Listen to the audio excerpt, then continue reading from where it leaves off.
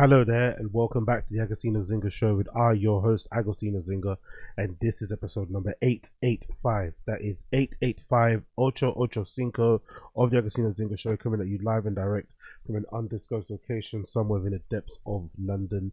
How you doing? How you feeling? Great, amazing. How am I? All good, all things considered. All good, all things considered. Actually, I lie. I'm not being good. I've been a bit poorly these last couple of days, unfortunately. I've been a bit flipping poorly. Kind of, been feeling a little bit run down with that malarkey. But I'm back and raring to go. Energies have kind of been semi-restored. Haven't been to the gym in about 4 days. And I'm feeling weaker already. But it's kind of all going to change today. It's all going to change today. So today will be a jam-packed day of recording and streaming and all that malarkey. So if you've been waiting for stuff from me, then today is your lucky day, and mine as well, because I enjoy this.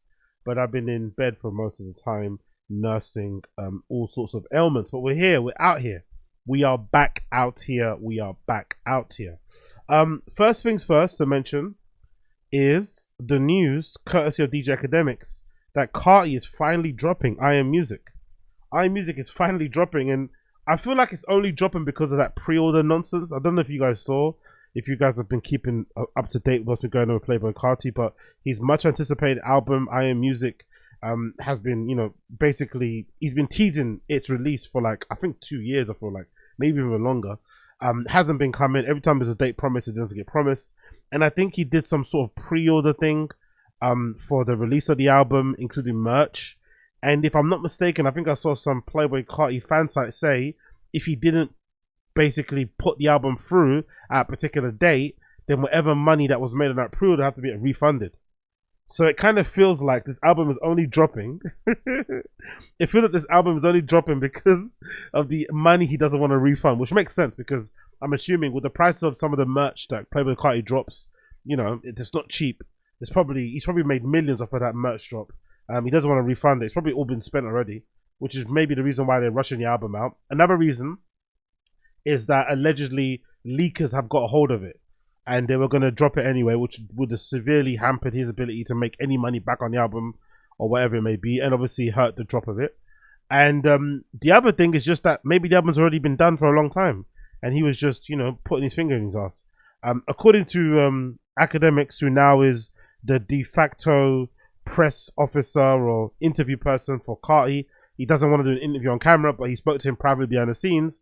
And he says something along the lines of like, he's been making more money off music. No, not doing music, he's doing music, which makes sense, right?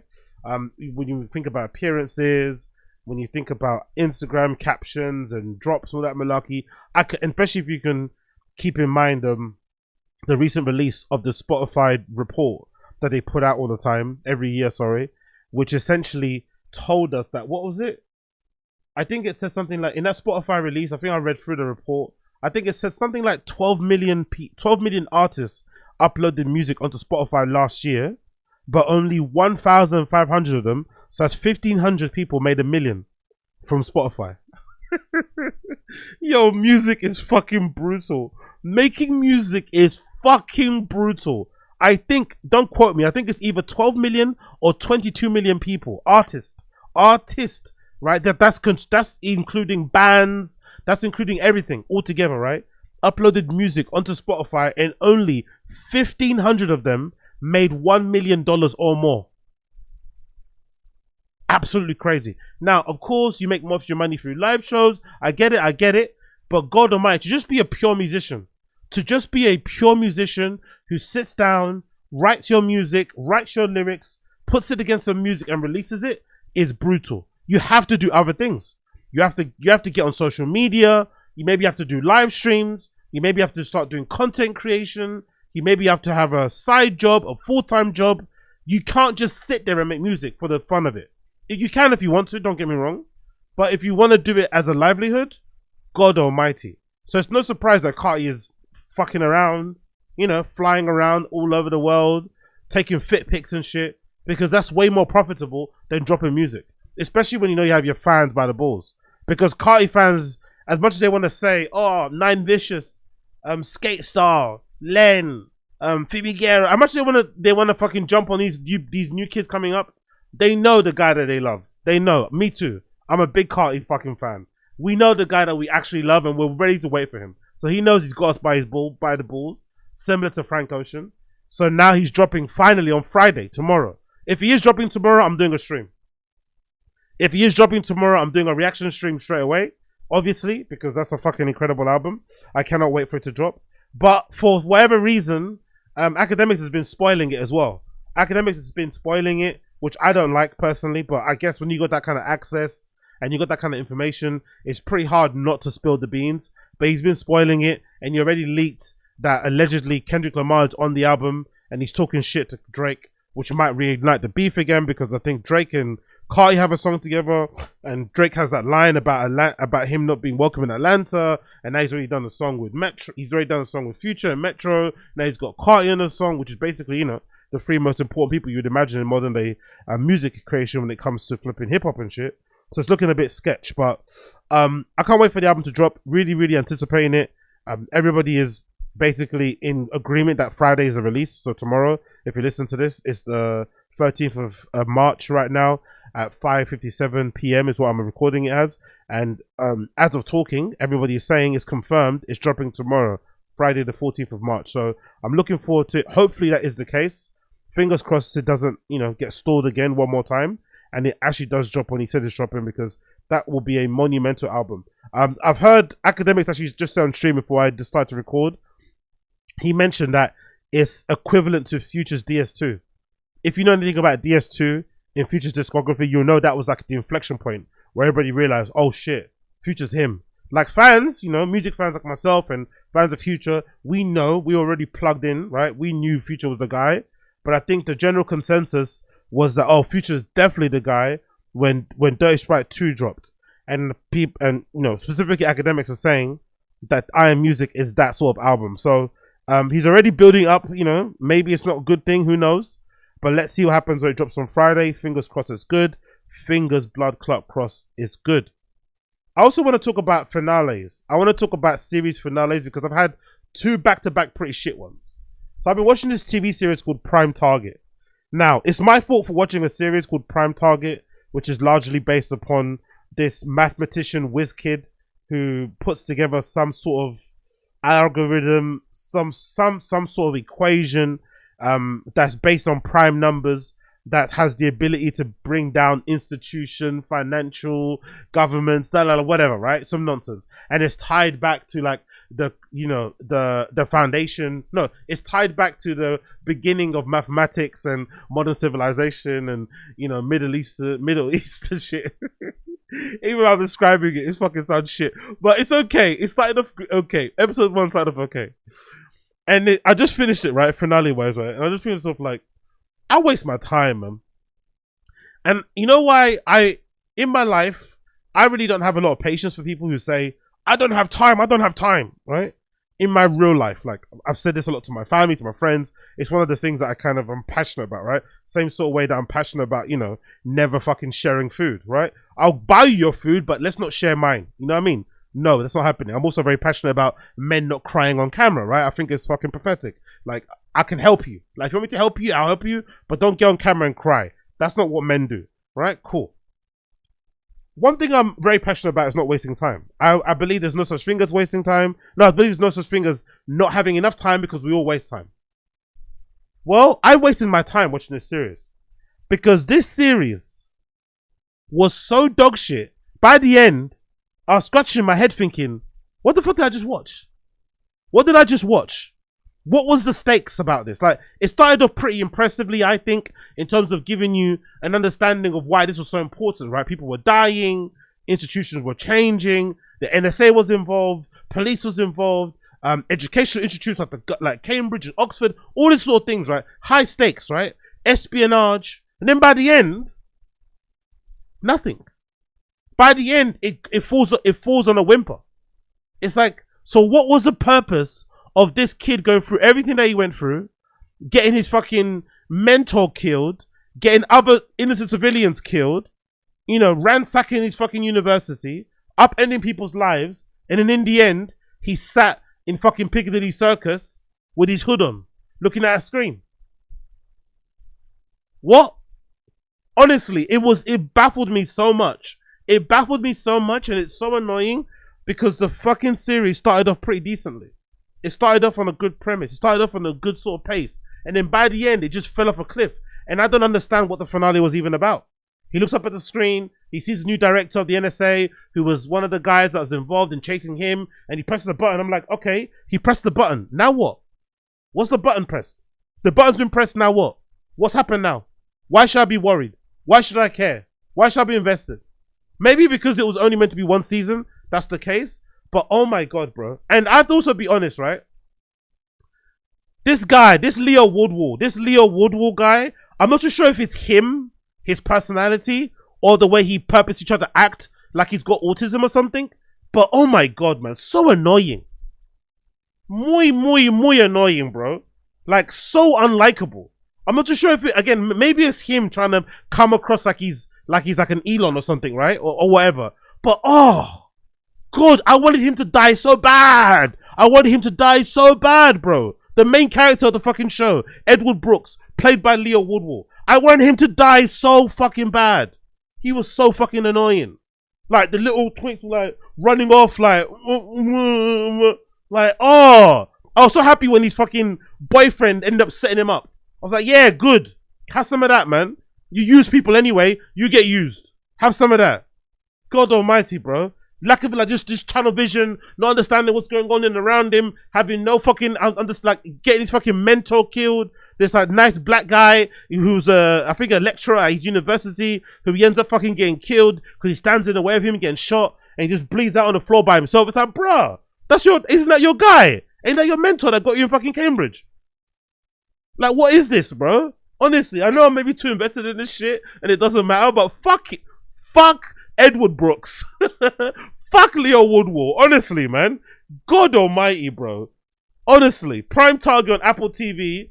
Garbaggio. Absolute garbaggio. I can't believe I wasted my time. And I always say there's no such thing as... No. I'm conscious about wasting my time. Because I believe that there's not enough time to do anything that you need to do. You just got to prioritize the things you need to do. Well, guess what? I didn't prioritize. I wasted my time. And I ended up watching a series that was fucking dog shit. So big up Prime Target. Next dog shit show I watched that I always wasted my time on. Paradise. This one broke my heart. Because this genuinely started off good. Maybe because I'm like interested in sci-fi, thrillers, espionage type of things. They were talking about building a civilization in a mountain after a cataclysmic, natural disaster that wiped out half of the earth, population and shit. And made the planet uninhabitable, right? So they then build this other planet in the fucking mountains somewhere.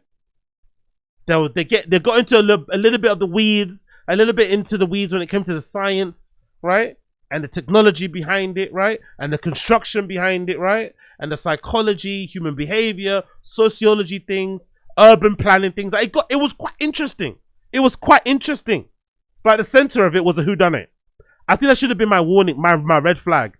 The red flag for this series was that even though it was a really interesting premise about what would you do if a natural disaster happened and it wiped out half of the earth and it made the planet uninhabitable and you had to start again and select people from the population to then build a new world inside of a mountain. If it centers on a whodunit, and the whodunit is like they killed the president, who's played by this guy here called, what's his name? James Marsden. Actors wise, it's really good.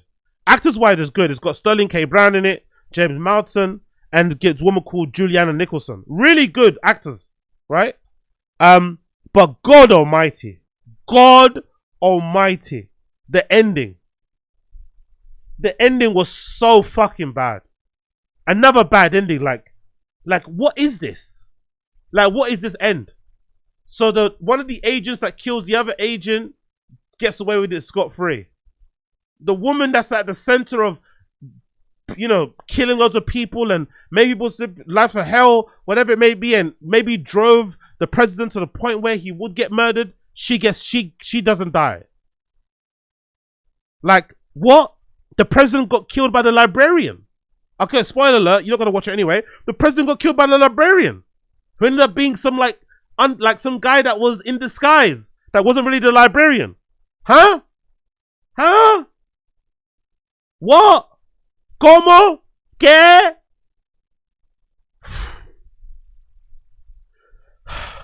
Honestly, man. What is with my luck with TV series these days, man? I'm 2 for 2 for shit series. 2 for 2. Prime Target and Paradise. Absolute, unequivocal dog shit. And at least with Paradise, it started off well. Good premise, good writing for episode 1. They just fell off a cliff after, I think I saw the warning signs after episode 3 or 4. I was like, these motherfuckers, man. These motherfuckers. They got me again. And it fell off a cliff. And here we are. Me ranting and raving over a series that probably none of you probably watched. Because you're probably smarter than me. And you probably saw the poster. You saw the trailer and you thought, shit. And you moved on. Well, I didn't.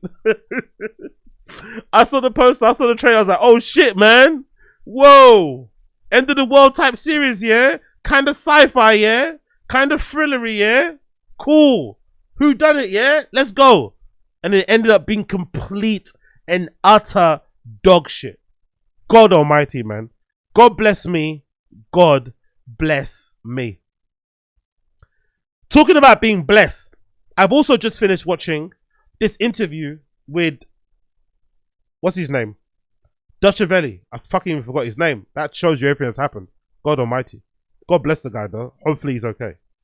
I've just finished watching Dutchavelli's interview, where he tries to clear his name once again and basically announce, I think the main point of the interview isn't to clear his name, it's to announce he's now doing music again, which I think is a bit of a misnomer or a bit of a misdirect, because I think he's actually was dropping music, but no one cared. So I think he's trying to announce it again in an effort to kind of get the press rolling, so he can have a bit of attention back on his work and kind of re-enter the scene in that regard.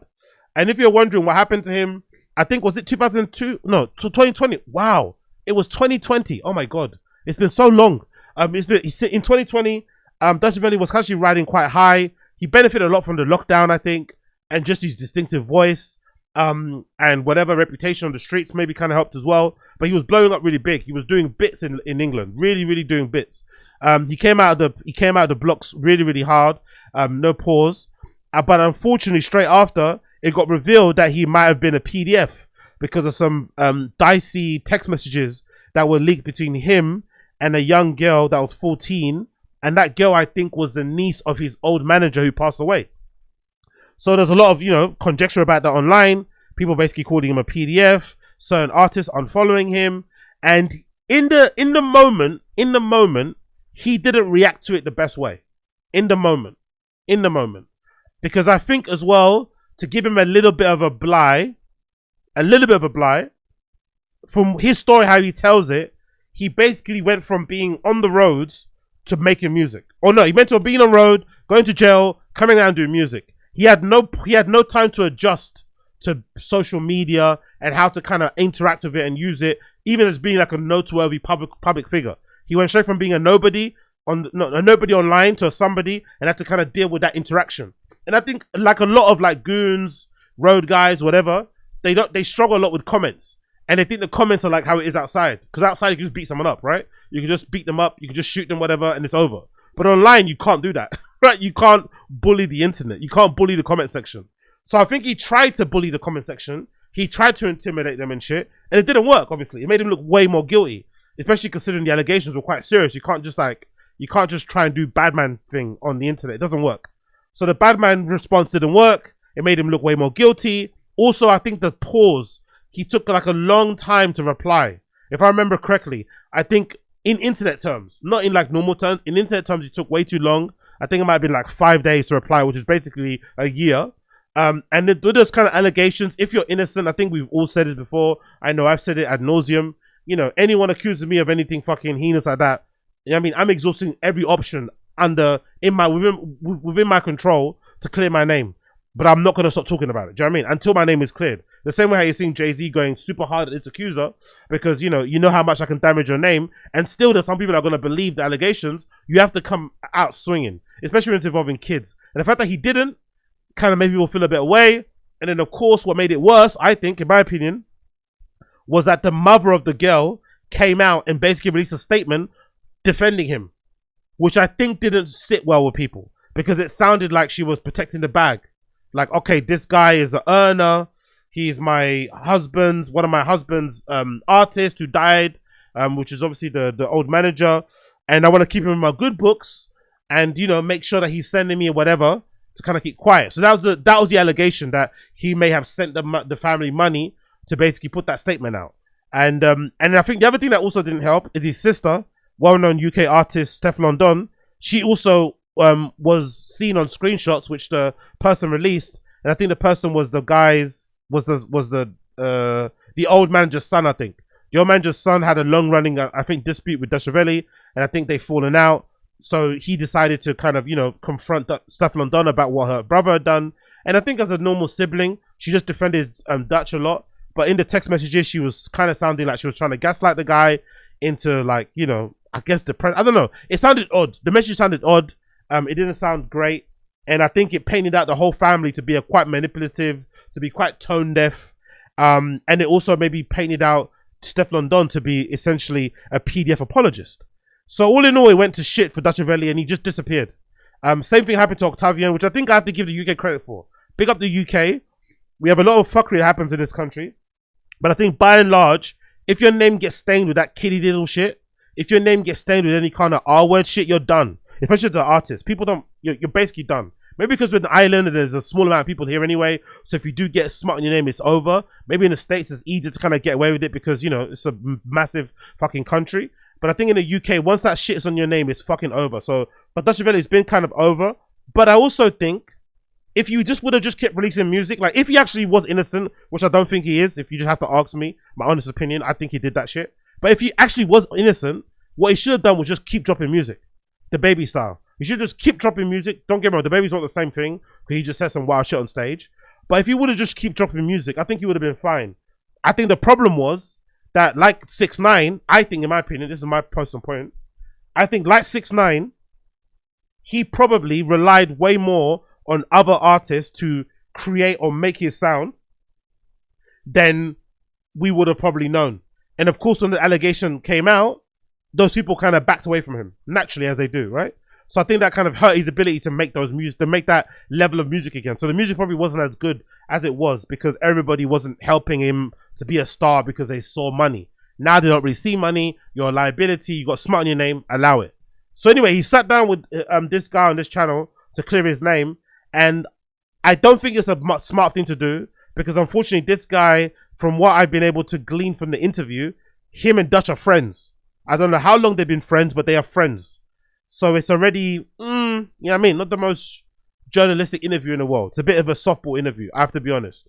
And even though it's a softball interview, I feel like the interviewer is trying his hardest to kind of help Dutchavelli navigate this whole thing. And he still is unable to kind of, you know, really fight his case correctly.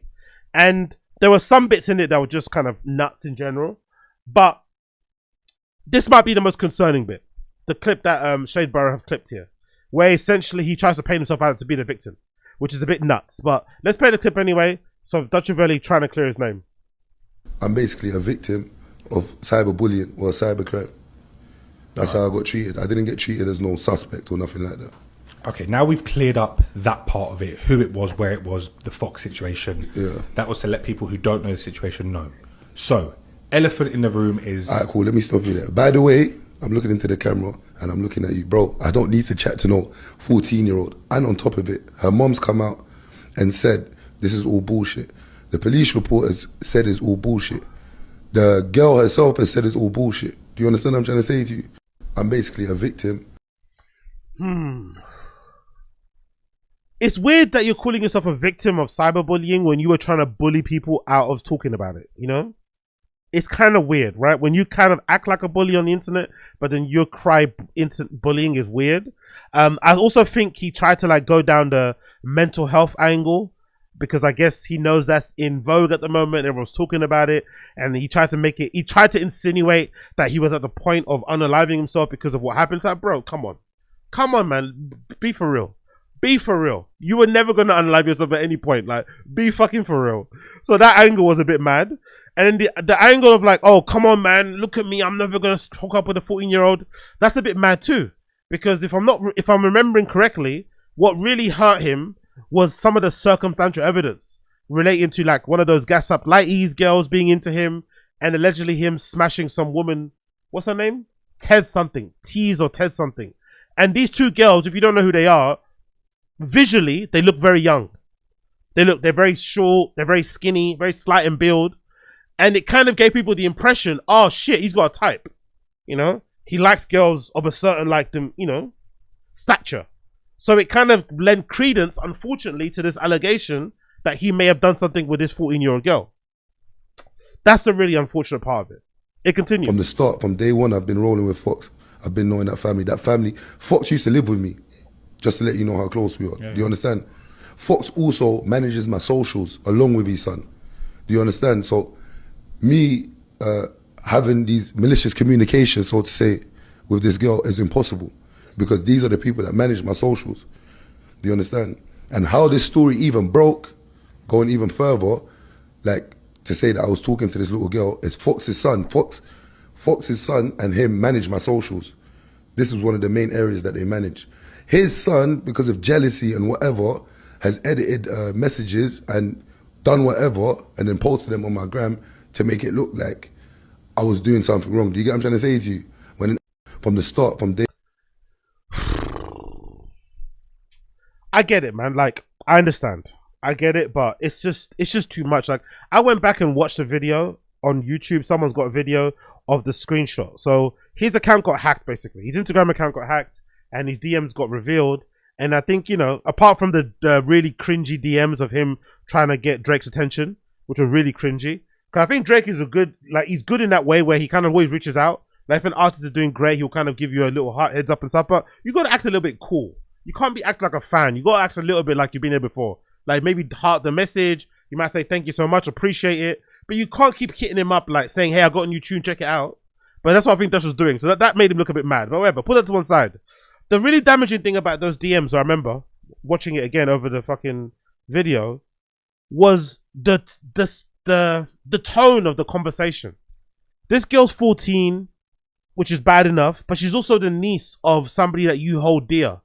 A guy called Fox, who's meant to be like a legendary gangster guy here in the UK, who unfortunately passed away sometime a few years ago.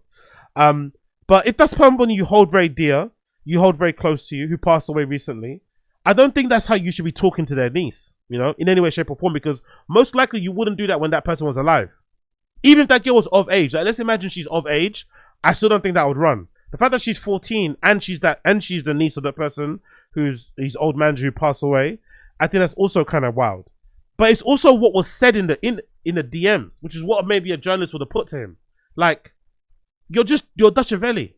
You know what I mean? Like, you're not anyone else. Like, it's not that deep for someone to go through your DMs and to be trying to construct, like, and this wasn't AI times as well. This is 2000. This isn't during AI times as well. Like, how do you maliciously construct these DMs? What, do you delete stuff to make it look like a certain way? Okay, cool. Let's take that to be the truth. Then what's left still has to be explained. And what was left was still mad. There was that one screenshot allegedly that he sent to the girl, where it's the image of like little TJ holding Ruby Rose when they were together, and Ruby Rose is standing in front of him, and little TJ's got his hand like next to her fucking vag, innit? And he's like, oh yeah, we're gonna recreate this suit. No, sorry, I think she might send it to him. I think the 14-year-old girl sent it to him, and he's like, yeah, wild one for this. And then he replies like, oh yeah, don't worry, babes, we're gonna recreate this soon. Yeah, don't worry, babes, we're gonna recreate this. You know what I mean? We'll recreate this soon. And it's like, how are you saying that to a 14-year-old? And how are you saying that to your niece? That just sounds a bit mad to me. Like, and he's still never explained that. Like, what are you going to recreate? What are you recreating? And then some of the DMs are just a little bit too flirtatious for my liking. And I think that was his main problem. I don't think anybody is saying with their chest that, you know, Dutchavelli may have smashed a fucking child. No one's saying that. I don't think so. The problem is, those DMs look mad. And there is no way to really explain it. Apart from they are what they are, you know? There's nowhere else to kind of rationalize it. I think this whole like hacking thing, throwing the son under the bus, revealing to the public that he had a bad relationship with his dad. Like, I think that was really in bad taste, by the way, because he mentioned it in the interview. He mentioned how the son allegedly fell out with the dad and had a falling out with him, and allegedly even before he passed, The dad always say his son was his biggest headache. Like, I'm sure these are things that are known within the ends that they're from, but we don't know this. We're strangers on the internet. We don't need to know this, the dynamic of their family and shit. He's reading all this stuff to kind of protect himself. And I think he also mentioned, even though he's trying to use the mental health angle to protect himself, I think he also mentioned, oh yeah, the son has some sort of mental health issues. Allegedly, the son had to get, fucking admitted to a psych ward or something. So basically saying, yeah, that person's claims are incorrect, or they shouldn't be held any sort of validity because the guy's mad because he's got something wrong with him or something. It's like, come on, bro. You can't be trying to cry that you're getting bullied and in another way you're doing the bullying. You have to pick one. You know what I mean? So, unfortunately, I don't think this interview is going to do much for him. I think it's either going to, if anything, it's going to remind people just how much of a, for lack of a better term, idiot he is. Because, that thing about the son was just really in bad taste. And I think if he was innocent, he would have really came out all guns swinging when that allegation popped up in the first place. The fact that he didn't provide all this context about the police and this and that and methodically go through what happened, I think has led him in bad stead. And I think it is what it is. You just have to accept the consequences of your actions. You did it. You weren't, I guess for a long time maybe that was going on and nobody knew behind the scenes. But then I guess maybe it got revealed because of his ongoing issues with that son, who may have been the one, which I think was the one anyway, who exposed all the DMs and shit. It kind of is what it is, but I think this interview really was a bad move, all in all, and unfortunately made him look really fucking bad. Really, really fucking bad. And it was a complete waste of time too, because the person interviewing him was his friend, even though the friend did try to press him for answers and clarify certain things. I think Dutchavelli came away from it not looking the greatest. But if it's a music thing, my personal opinion, I don't think you should ever get cancelled by the industry. I think the fans should be the ones to decide. So if the fans decide they still fuck with him and they like what he puts out, cool, no problem. Keep doing your thing. But this whole clarifying clarifying what happened, trying to clear your name after the DMs that we saw, nah, I'm alright with that, man. I'm good with that one. And it's unfortunate too, because he's a really good artist as well. Very distinctive voice. I like the music he put out beforehand, but unfortunately when your name is smart with that sort of shit, it's kind of over when it comes to my listening preferences anyway. It's kind of over when it comes to my listening preferences anyway. Let's continue. So this clip has gone viral and has somewhat derailed some of the love that Doechii was getting from the internet. And it's really unfortunate, I'm not gonna lie. It's really fucking unfortunate how this one video clip has somewhat damaged a whole, I think, a pretty flawless promotional run in terms of pushing her out there. I think it's been pretty well done, this whole Doechii rebrand and push, marketing budget and whatever else has been going on. It's pretty nice to see, especially when it just comes to optics, because usually I don't think optics wise, I can't remember the last time we've had somebody push this hard by the industry that was Doechii's complexion, like a black girl, like not mixed race, not light skinned, not like nothing, just black. It's really uncommon. So I like it from a purely visual point of view to see someone like her being pushed by the industry. Like, hey, here's a button, bang, and they're fucking letting her go out of here. But I guess with that, it's coming some unwanted attention from people who I think are just fed up of seeing her, which I think is okay. I think it's perfectly okay to be fed up of seeing Doechii's face because she's been really pushed down your throats. It's kind of feeling a little bit like what they did with Megan Thee Stallion. The only good thing about Doechii in this situation is I think she's considerably way more likable than Megan Thee Stallion, and she's also makes better music. So I think eventually it'll be okay. Like, same thing with Lizzo. I think Lizzo does a good job of like cancelling herself and being a little bit annoying, but I think the talent is just a talent. So eventually you're gonna get there anyway because the music is just too good to deny. So I think she'll be fine. But this unfortunate incident went viral where she sits down with her friend, I think, if I'm not mistaken, DJ, sorry, to do a Hot Ones challenge and guess one of her icks or red flags when it comes to men, and the answer upset a lot of people on the internet. Okay, what's my biggest dating red flag? Is it being on the DL? You're on the right track. I have my answer. Is it close enough? You want to guess one more time what would be a red flag for me? Bad music taste? Oh, that is a good one. Because that's one for me. That is a good one. Like, but that's what not do you what mean I put. You don't listen to Michael Jackson? But okay. Okay. This is a huge red flag for me. All right. It's so crazy. I was gonna say men. I was gonna say men. One, you're a man. Yeah. And you're heterosexual. Yeah, I was gonna say. So technically, because my mind was already there, I don't think I deserve to eat a wing. I think you do, friend. Ladies and gentlemen, boys and girls, always go with your gut instinct. I think you need more sauce. So you get it. You get the point, right? Everyone was upset because she said one of her red flags, one of her icks, is straight men, which I think is funny. To be fair, I think it's really funny. I'm not gonna lie. I don't have a problem with it. As a resident straight man, as your de facto straight man spokesperson, I don't fucking care.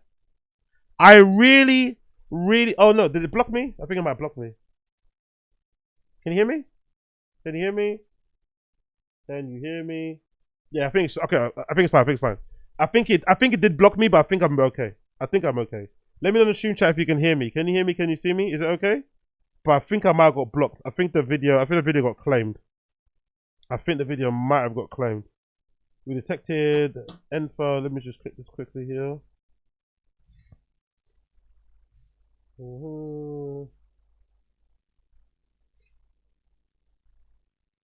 you hear me now? Can you hear me? Can you hear me? Can you hear me? Can you hear me? Yeah, I think you can hear me, right? Cool. I think it's fine. I think it's okay. Audio is fine. Can you see me though? Can you see me? Am I moving? Am I moving? Am I moving? Am I moving?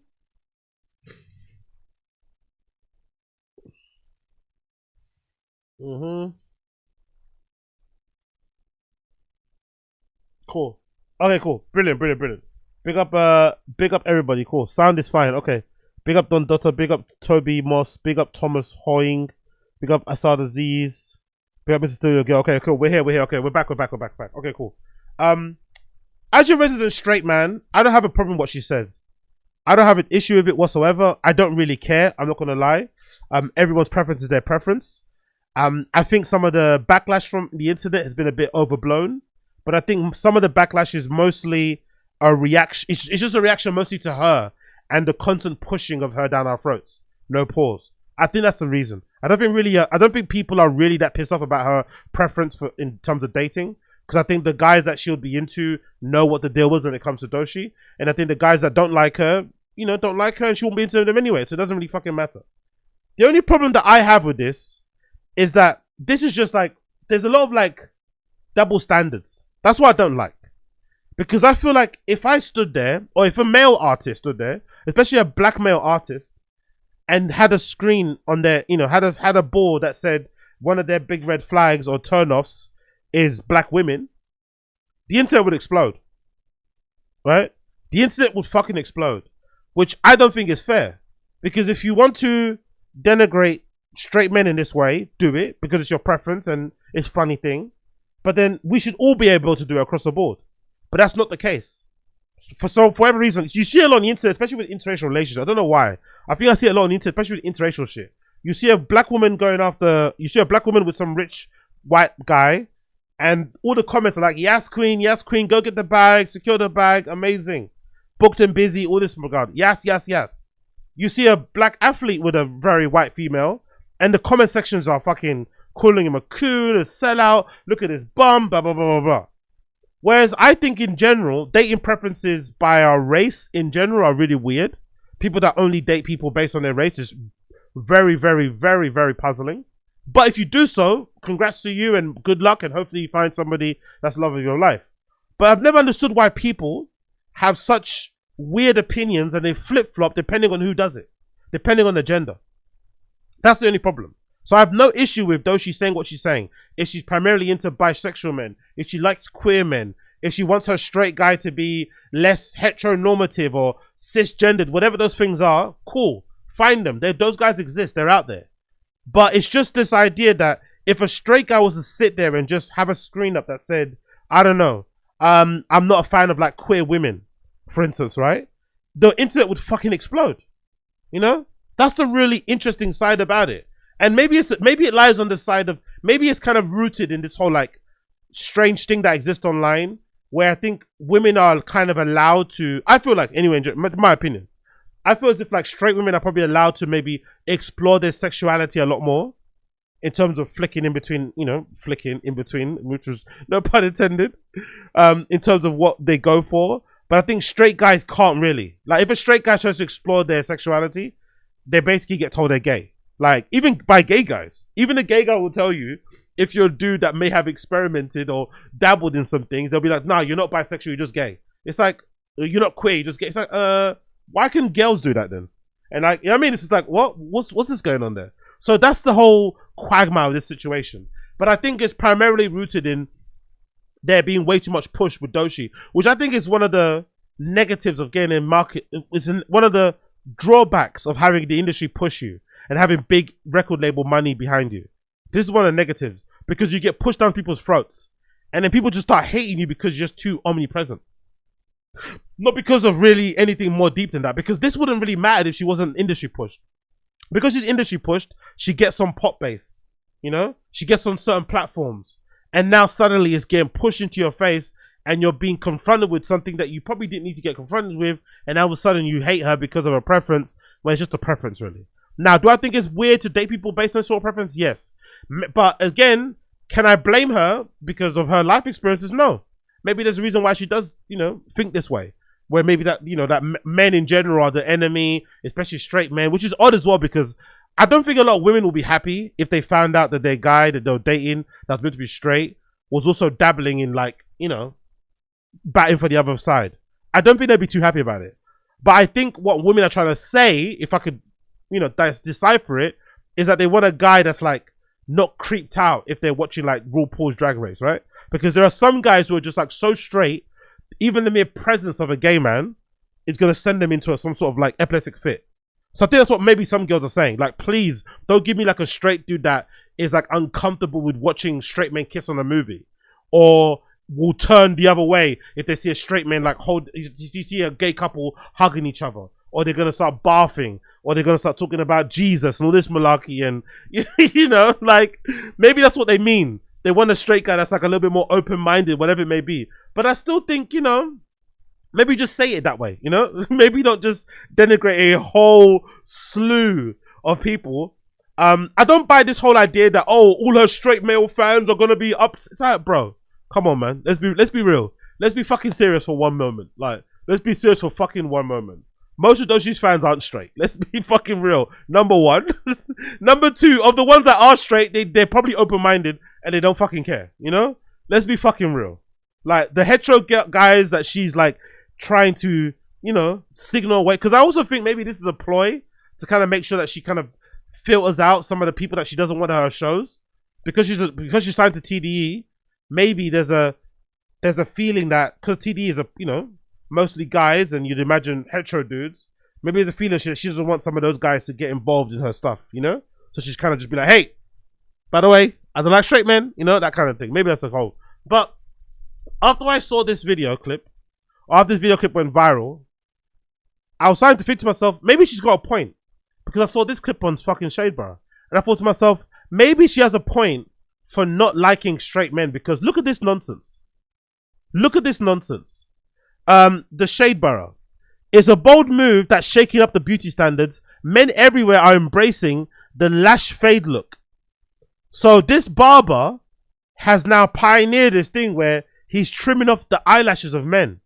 So men are going into barbershops saying, yeah, trim my eyelashes as well. So maybe this is what she's talking about when she says, like, no straight men, because this is so weird. This is like, what?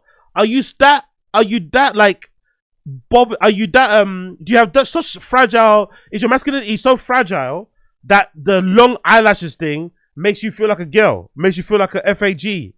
So now you decide to, like, trim off your eyelashes so you can look like more of a man. Like, do you know how insane that is? That is wild that guys now don't want to have eyelashes. So maybe Doechii has a point. Maybe Doechii has a point that, straight men have these weird constructs in their head about what is deemed to be, like, masculine, what isn't masculine. And for some reason, I guess eyebrows are out. Sorry, eyelashes are out. Eyelashes are out. Obviously not getting eyelash extensions, but just eyelashes in general are out. Don't get eyelashes. Trim those bad boys off, because that's the only way to be straight. And that for me just means, I don't know. I don't understand it personally. I don't fucking get it. I really wish most men could be more secure in their masculinity. I think that's actually a big way to kind of show how masculine and how much of a man you actually are, by how secure you are in your masculinity, not this sort of shit, you know? But unfortunately, this sort of shit seems to be prevalent. And yeah, man, I guess Doechii might have a point. But what I don't like about this Doechii thing is stuff like this. Now, Doechii's trying to get, like, you know, protection from these big publications. And now they're starting to say that all of the hate against Doechii is, like, rooted in misogyny. And it's like, is it though? Or is it because she's just been thrusted, shoved, face fucked into our fucking throats? Is that just what it is? That's what it feels like to me. But maybe this writer for the Rolling Stones feel like that isn't the case. The headline is, the online Doechii hate is unwarranted. Courtesy of the Rolling Stone magazine, by the writer called Andre G. Doechii's post-alligator bites never heal ascendance into the rap stardom isn't a new dynamic, but it's been a while since it's been seen a rap star ascending that's not paired with a controversial allegations.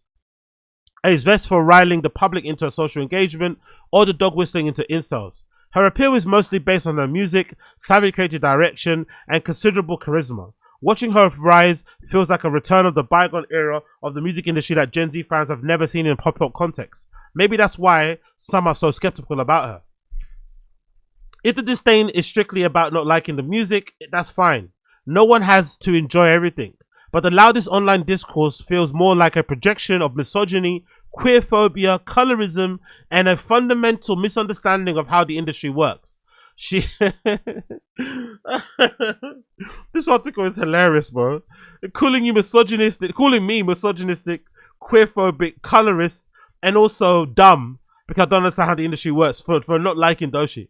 Like, because that's the thing, I can't even engage with the music. Me as an outsider, I can't even engage with the music because it's just been thrust down my throat too much. It's just too much. Like, I like her as a personality. I like her ascendance and stardom, how she's gained, you know, how she's got where she's got. But I also have to admit, like, the unfortunate thing about being pushed by the industry is that people meet you where they meet you. So the fans who are not liking her have probably met her at this level. They have no understanding that she used to be a YouTube vlogger. She was a quote-unquote failed rapper at one time. She's got all of this clips and online, and her journey's been documented online. You can see that she's been grafted. This is not like an overnight success thing. But for people that just see her now, it feels like that, and it feels like they can't get away from her. So, you know, it's like an unfair bitch to be in, because she's done the work, she's grafted, she's fucking done her 10,000 hours and some, but because they've pressed the button, she's omnipresent. And people don't like that. They don't want to be fucking overly fucking confronted with somebody's presence like that, especially if it's not by choice, which is why the negative reaction is happening, I feel like. But, you know, maybe we're misogynistic, maybe we're queerphobic, maybe we're colorist because we don't like Doechii. It's fucking weird. She's often faced commentators calling her an industry plant, an attack that popped up again this weekend when a clip from a recent We Feast episode went viral. In the video, Doechii tells DJ Miss Milan that dating a red flag for her is straight men. When outraged, the men that idolize rappers who recently call women everything but a child of God, she was accused of being part of an anti-male agenda.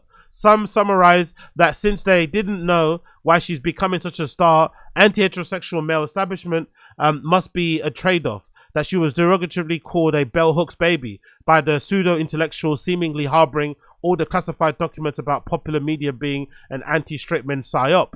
Somehow, few, if any of them, acknowledge the rise of the incel culture and the publicly available stats of gender violence that would justify an openly queer woman being cautious of a straight man. Fuck off! When most likely you're meant to, like, I don't know. I'm not even going to get into that. Let's just not even go into it.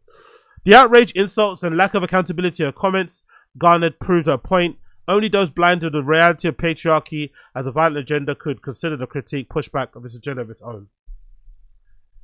This was just the latest social media firestorm surrounding Doechii, who has faced a new demeaning talking point with every industry accomplishment. She was accused of making a slave and Harriet Tubman music in a viral quote post of her Stephen Colbert music. Which I think is funny. It's just funny though. To say that her music is like Denim Tears, Harriet Tubman music is just funny. It doesn't mean anything. It doesn't mean anything at all. But yeah, Harriet Tubman music in a viral X quote post for a Stephen Colbert performance. Azalea Banks called her an ugly version of her. Jesus Christ. That's weird because Azalea Banks is, I think Doechii's way cuter than Azalea Banks. Not that it matters, but it's funny that Azalea Banks looks at Doechii and thinks she's uglier than her. I think that's hilarious, to be fair. It does go to show, like, you know, the delusion is massively strong when it comes to, you know.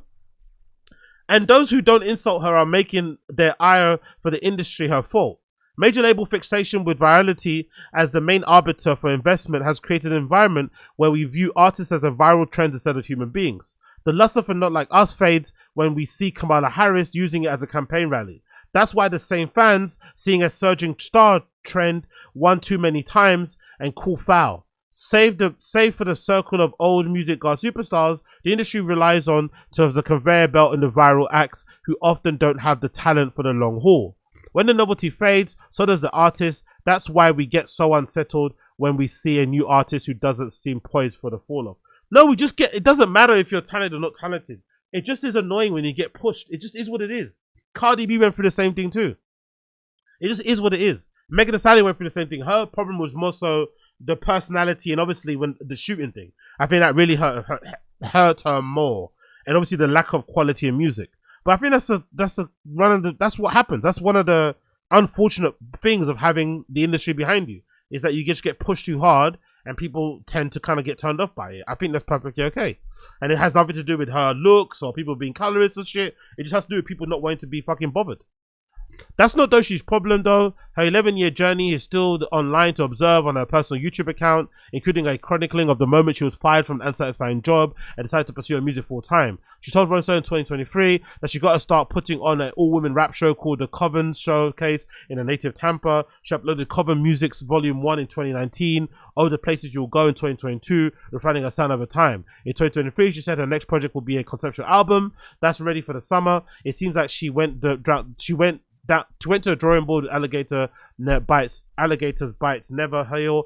She also sought to better herself as a person, going sober, reading books like The Artist's Way. The only moment that exists is literally right now. I realize, okay, this is the moment. If it's not now, it's not gonna exist. Do I really want to be scared right now? No, bitch. I want to make a great song. I want to have fun. But instead of being inspired by her focus on self-improvement, engendered the stardom that she thought. Her detractors sought to pick her reasons for success was invalid. Perhaps they should ask themselves if their needless skepticism is a fair reward for overcoming fear. It's just not that deep, bro. She's just getting pushed too much. That's all it is. Doechii's bunch has been made for the bell of Paris Fashion Week, where she made her runway debut for D Squared and seemingly show off the plane. Recently took on stage with Lauryn Hill. Those upset. Industry plans a buzzword that's never had a universal aged opinion. It may be fit for an artist who popped up out of nowhere, while neglecting to be a mention of a powerfully member of a music industry, but it doesn't fit the profile of Doechii, a 10-year veteran who delivered a polished and adventurous project that paired with the music video and creative direction. She's a true definition of the overnight star, being a decade in the making, and she worked as hard to warrant the marketing that she's received. But that's the point though. Isn't an industry plant still, industry plant doesn't mean you didn't make music ever. It could still mean, like, industry plant could still mean you were a 10-year veteran, but then somebody decided to push a button and say, yeah, you're the one, or picked you and thrust you forward.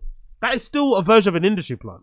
Obviously, the conventional industry plant is a person that comes out of complete obscurity, right? Maybe doesn't even write their own music. That's different. But I think people, when they use the term industry plant, it's a descriptor to basically talk about somebody that's supposed to be pushed too heavy by the music industry at large. And obviously, her face fits and stuff in the moment. People who are trying to probably be pro-black, using her as a fucking moment, whatever. Who gives a fuck if you're an artist? Because at least your music is getting out there. But people's fatigue and irritation at seeing her push down their throats is justifiable, and it's not based in misogyny at all, in my personal opinion. But I could be wrong. At the same time, rap fans bemoaned the death of rap stardom. There is a dismay that Doechii is becoming a rap star. Yeah, because it doesn't feel organic, which it should do, but it doesn't because of the push. It's befuddling dynamic. Some may legitimately feel like her playful animated delivery isn't for them, but the armchair A&Ring has reached a phase of outsmarting itself, where we're mad at her because of her label invested in her and she met the moment. Most disappointingly though, some of the pushback feels rooted in her being dark-skinned queer black woman. Oh, fuck off, man. In this anti-black country, that's unfortunately 3 strikes against an artist. Bro, how can a country be anti-black if she's making it? If she's in Paris Fashion Week and Milan Fashion Week and she's on stage with Lauryn Hill, how can a country be anti-black? How does that even make any sense? How? How is that even possible? How can you cry racism when you're popping? When you're the main person out here in the moment? You're getting all the limelight, all the attention. How could you even cry racism? How does that even make sense? Honestly, some of these critiques on these articles and stuff, it's just asinine. It's just fucking nonsense. It's just drivel. Using all these buzzwords to sound intellectual, to sound smart and shit, but you're just talking shit. At the end of the day, she's just getting pushed too much. But it won't matter in the end, because I say her talent will outlast it anyway, because she's clearly talented. So in the end, the music will last and she'll be fine. And she doesn't talk too much. She doesn't get on, what I like about her, she doesn't get on fucking internet or social and try and clap back, because I think that usually sometimes can extend the discourse. She let it run. I think the next day she was on stage with Lauryn Hill, basically getting crowned as the next one. Fucking amazing moment. So she'll be fine. But let's not act like she is getting pushed a little bit too much. And let's not also act like what she said wasn't a bit nuts about straight men are a red flag. Like, what? Aren't you into straight dudes? If you don't like, how does that even make any sense? You know? But I get what she was trying to say. She wants a straight guy that has like maybe a queer complex, an open-minded fucking worldview. But say that. Don't just say straight men overall are a fucking red flag, because you literally, you know, you're partly made by a straight man. Like, what? It's nonsense, bro. I don't understand it. I don't get it. I don't understand it. I don't like it. But like I said, I think her talent will outlast it. I think she's smart and savvy enough, being 10 years in, grinding. She's going to figure it out. I just hope she doesn't get into more public spats, because I feel like if people start to like, cause I feel like she's got a good personality. I think that's what helps her. She's not unlikable. I think if she comes out and starts saying stuff and it becomes like, oh my God, we don't like her, it's going to be over from before it starts. But I was really warmed. I was really fucking encouraged. I saw that video of her in fucking Paris Fashion Week being mobbed by fans, which was fucking great to see. Yes, some people could argue because she's American, and when Americans come to Europe, like even if Lil Pump came to Europe and said, let's meet upside, people are going to go there, right? Because it's a novelty and we don't really see these guys too much. But I still think it was a good look overall, because it shows she's got fans. She's been 10 years in the game grinding with a real fan base. So it won't matter if she loses some of the fucking major buzz, if it kind of dies off, people, you know, turn around and say they're kind of over her. She'll be okay. So hopefully she keeps it together. Hopefully she keeps her head down, keep putting out music. Don't respond to all the fucking negative comments out there. But I feel like some of these articles are really disingenuous, because they don't really speak to the fatigue that people get when people are pushed down their throats. And I think that's important. It's a very important balance between like you even see a lot with artists, musicians. Like Playboi Carti is a good example. Like aura is important for an artist. Like too much of it and you could turn people off. Too little of it and people are like, oh, you're always around, you're too accessible, we don't give a shit about your music. I think look at DDG. That might be an issue. DDG, when it comes to like the streaming, great. When it comes to the music, people think he's shit. But maybe because of the streaming, maybe because you're too accessible, you're too online. That fake Mink kid, he came on the fucking Playboy Max stream and he was like doing all this like, you know, weird shit, not really talking, acting a little bit like he's on the spectrum. But it helped with his aura. It helped with people thinking, oh shit, this kid's a little bit of a star, things going on there. He just disappeared without saying too many words. That all helps. So I think maybe, you know, if she can play that game, it might help her in the long term. Fingers crossed, because I don't want to see her lose off the back of like a 10-year grind, and now you get given a moment and then you lose because the industry just pushing you way too hard because they want to be seen as being like, you know, down for black people and shit because they want to push you. I don't know. Hopefully that doesn't happen. Hopefully, fingers crossed that doesn't happen. But you never know. You never, ever freaking know. Big up the stream chat. Big up everyone in the stream chat tuning in. Appreciate you. Big up Chic Say. She is bisexual, so in a way it makes sense.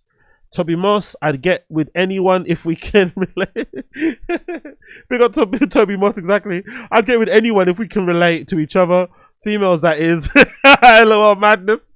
Nah, it's all good, Toby. It's all good, bro. It's all good. Do you, bro? Do you embrace that shit? Big up Mr. Still Your Girl. Insane Activities. Big up Toby. Like Real Men Wear Pink. Yep, exactly. Big up Asada Z's. I like the album cover with the white alligator. Didn't listen to the album though. Yeah, I listened to it. It's really good. It's a really good album.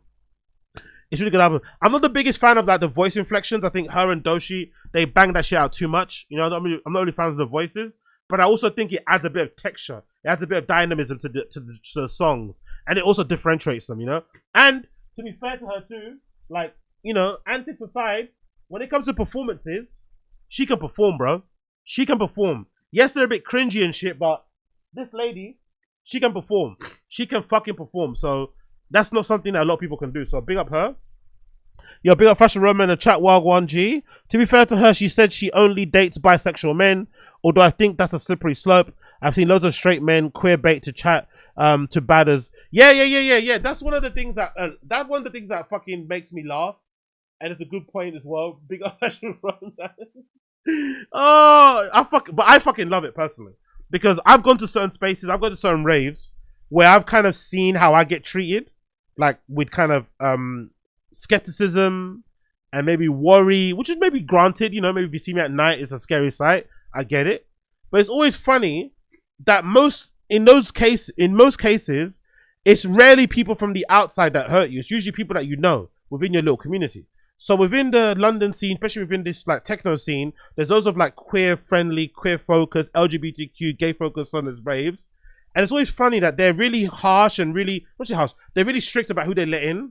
They usually have like house rules about what you're allowed to do, what you're allowed to do, who they, you know, about, you know, door picking, and about if you buy a ticket, doesn't guarantee entry. And if you see a really straight guy at the queue, they'll give you a hard time. If you just want to rave and support a DJ and maybe be an ally, they're just going to give you a rough time because you look too straight.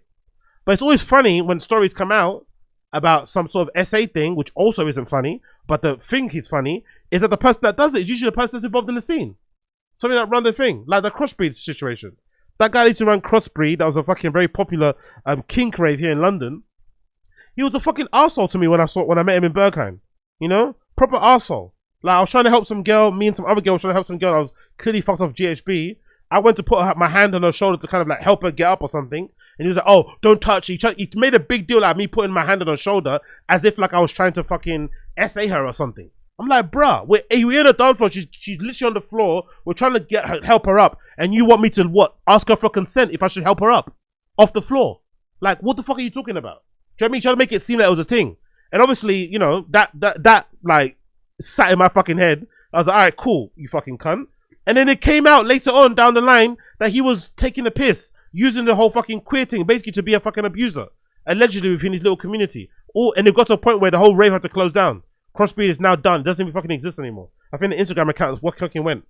So it's like, what? You were trying to make me look like I was a fucking monster when in all actuality, you were doing the madness to your own people. Your own fucking... And imagine, the queer scene, LGBTQ scene in the rave scene is already small. Imagine how small it is when it gets to kink raves, sex raves. That's an even smaller community of people you should feel super protective about, right? Because those are your people. They're the people that get what you do. You put the raves on for them. You basically put a safe space together to indulge their freakiest fantasies, but that's your people. You should be super protective of them, innit? Instead, nah, he's taking a piss. He's allegedly is like trying to move to people, do madness behind the scenes. It's like, bruh. And you were trying to make me out like I was a fucking monster because I tried to help somebody out from the floor. Like, come on, man. So these motherfuckers, they all, I don't know, man. It's all a matter. I get it, the hesitancy, because, you know, let's not lie, you know, patriarchy has done some madness. The patriarchy has done a madness. You know, you just read some history books, right? Men have done a madness, right? It's documented. But let's relax with this, like, let's relax with, like, this broad strokes. Let's relax. Let's fucking relax with these broad strokes, please. For the love of God. Let's fucking relax. Because most people are quite open-minded. I think, especially in the Western world, most people are open-minded. This isn't fucking, you know, this isn't other places in the world. This is like the Western world. Most people are open-minded. Most people do just, you know, don't give a shit who you hook up with. They just care about your fucking character. You as a person. Are you a good person? Are you a decent person? Let's go back to that. Please, for the love of God. Please. Please, for the love of God. That's all I ask. Please, for the love of God. Let's go back to that. Oh, my God. Yo, big up one on, what's that? ON10. Oh, sorry. on 10 toes, being fake gay to fit in. What a concept, bruh. It's more common than you understand. It's more common than you understand, bruh. Certain guys going to fucking clubs wearing harnesses and boob tubes and like whatever just to look a certain way, basically to gay bait, but they're not really about the thing. They're not really about that life. I thought it was only in like entertainment industry, because that happens a lot, because it's a clever way to kind of get fans and to get that certain demographic of people to kind of root for you, to kind of queer bait. But it's popular, especially in the scene. Loads of guys are going to look at that guy that got accused of whatchamacallit, that got accused of allegedly R-wording that woman in Berghain. That guy looks, in my opinion, heteronormative, right? Football guy, probably a bit of a lad, but when he goes to raves, I bet you he's, got his nail polish on, he's got his fucking heart, he's got his choker on, he's got his crop top on, he's doing all those things to signal that he's an ally, but really he's doing a madness. You know what I mean? So that is a thing that happens. So it's funny that these people are so strict. Because I always, that's one of the things I fucking hate about the scene. Like, I know if I go to certain raves, I'm going to get in. I know I'm going to get in just because of the way I look and the way I dress. But I don't think that's fair, because if my little brothers want to go, who are just as much as clued in as I am, because we all grew up listening, I was playing this shit in my room when we were kids and shit, so they've heard all this stuff. They're way more clocked in and clued up than what they probably present to look as. But if they rocked up at the rave and tried to get in, they say no to my little brothers, just because they look a certain way, or because they dress in a certain way. And it's like, what? Like, they're bigger allies than the people that you have in there, who are just faking the funk and just want to get in there to get into fucking the green room. Do you know what I mean? Like, they actually give a shit about the music. They actually give a shit about the scene, about the vibes, or whatever it may be. But they're kind of just judging you. Oh, yeah, you got this jean, you got this fucking hoodie on. Oh, fuck off, man. Yeah, big up Fashion Roman. If a girl is bad enough, there will be many men who will be willing to claim that they're bisexual to date someone like a Doechii. I've seen that so many times where it's going to be some. Yeah. But that's the thing, though. There are some women. She's quite unique, though, because there's a lot of women out there that don't believe in bisexuality with men. I know. There's a lot of women out there that don't believe in it. There's some women that are okay with having their own phase, but they don't think men can be bisexual. Women out there, they don't think men can be bisexual. And I also think maybe it's from a point of like sexual health, I'm assuming. Because for sure, come on, if it's men, like, there are some guys out here that are like prepping up and shit, but most guys aren't taking safety precautions. You know what I mean? They're just running and gunning. So I guess from a sexual health point of view, it makes sense to be precautious and to be hesitant, skeptical, whatever it may be. But damn it, man, I wish we could all get along. That's what I wish. I wish we could all get along.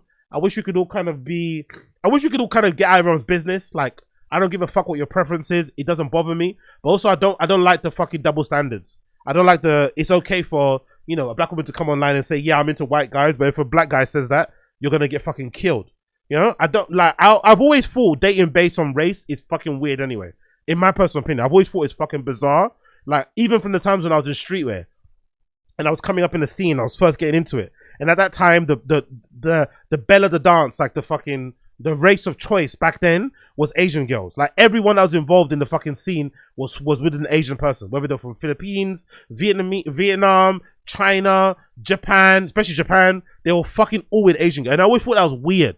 What? Because they dress well? Like, you're dating them because they dress well? Like, really? Or because they remind you of fucking Ray Kawakubo? Is that what you're dating them? Is that what we're doing right now? So I've always thought it's bizarre. I've always thought it's strange. Guys that only date a particular race. Even when I grew up in school, when I was in school, the whole thing was like mixed race, like, and light-skinned girls were the fucking prizes. Everyone was fucking into them. I've always thought it's strange. But I've just thought it's very strange how people give a shit way more about dudes, especially black guys' preferences in race. But then when it comes to women, it doesn't fucking matter. Like, you can be into what you're into, and no one's gonna bat an eyelid. Well, I think if it's the guy that did it, it's like everyone's looking at you like you're a creep. Everyone's looking at you like you're a race traitor or something. And it's like, bruh, like, A, I don't care what anyone does, and B, it's like, I don't know, just get over it. Just fucking get over it. But hey, it is what it is. Let everyone do what they're gonna do. I don't know. Doechii, I'm rooting for you, babes. Please, just don't engage. I hope she doesn't get engaged in the comments. That's all that she does. Don't engage in the comments and you'll be fine. But hey, what do I know? Continuing on. Now we got an article courtesy of the one of the, I guess, the big papers out there in Germany called the Berliner Zeitung or the Berliner Zeitung, that has now reported on that alleged R word that happened in Berghain, unfortunately. Let's read some of the information here. This has been translated from German, so please forgive me if the grammar's all over the place. It says as the title, alleged R word that happened in Berghain, what the police say, courtesy of the Berliner Zeitung. Berliner Zeitung, whatever you say it. Person is allegedly outed in the Berghain at the beginning of March in a Reddit thread. A user wrote that the crime allegedly took place on Sunday, 24th of March. There are now well over 200 replies on the Reddit post. Information about the alleged perpetrator has also been collected here. He is said to be from Italy and lives in the UK. The user claims to have now found the Instagram account and the phone number.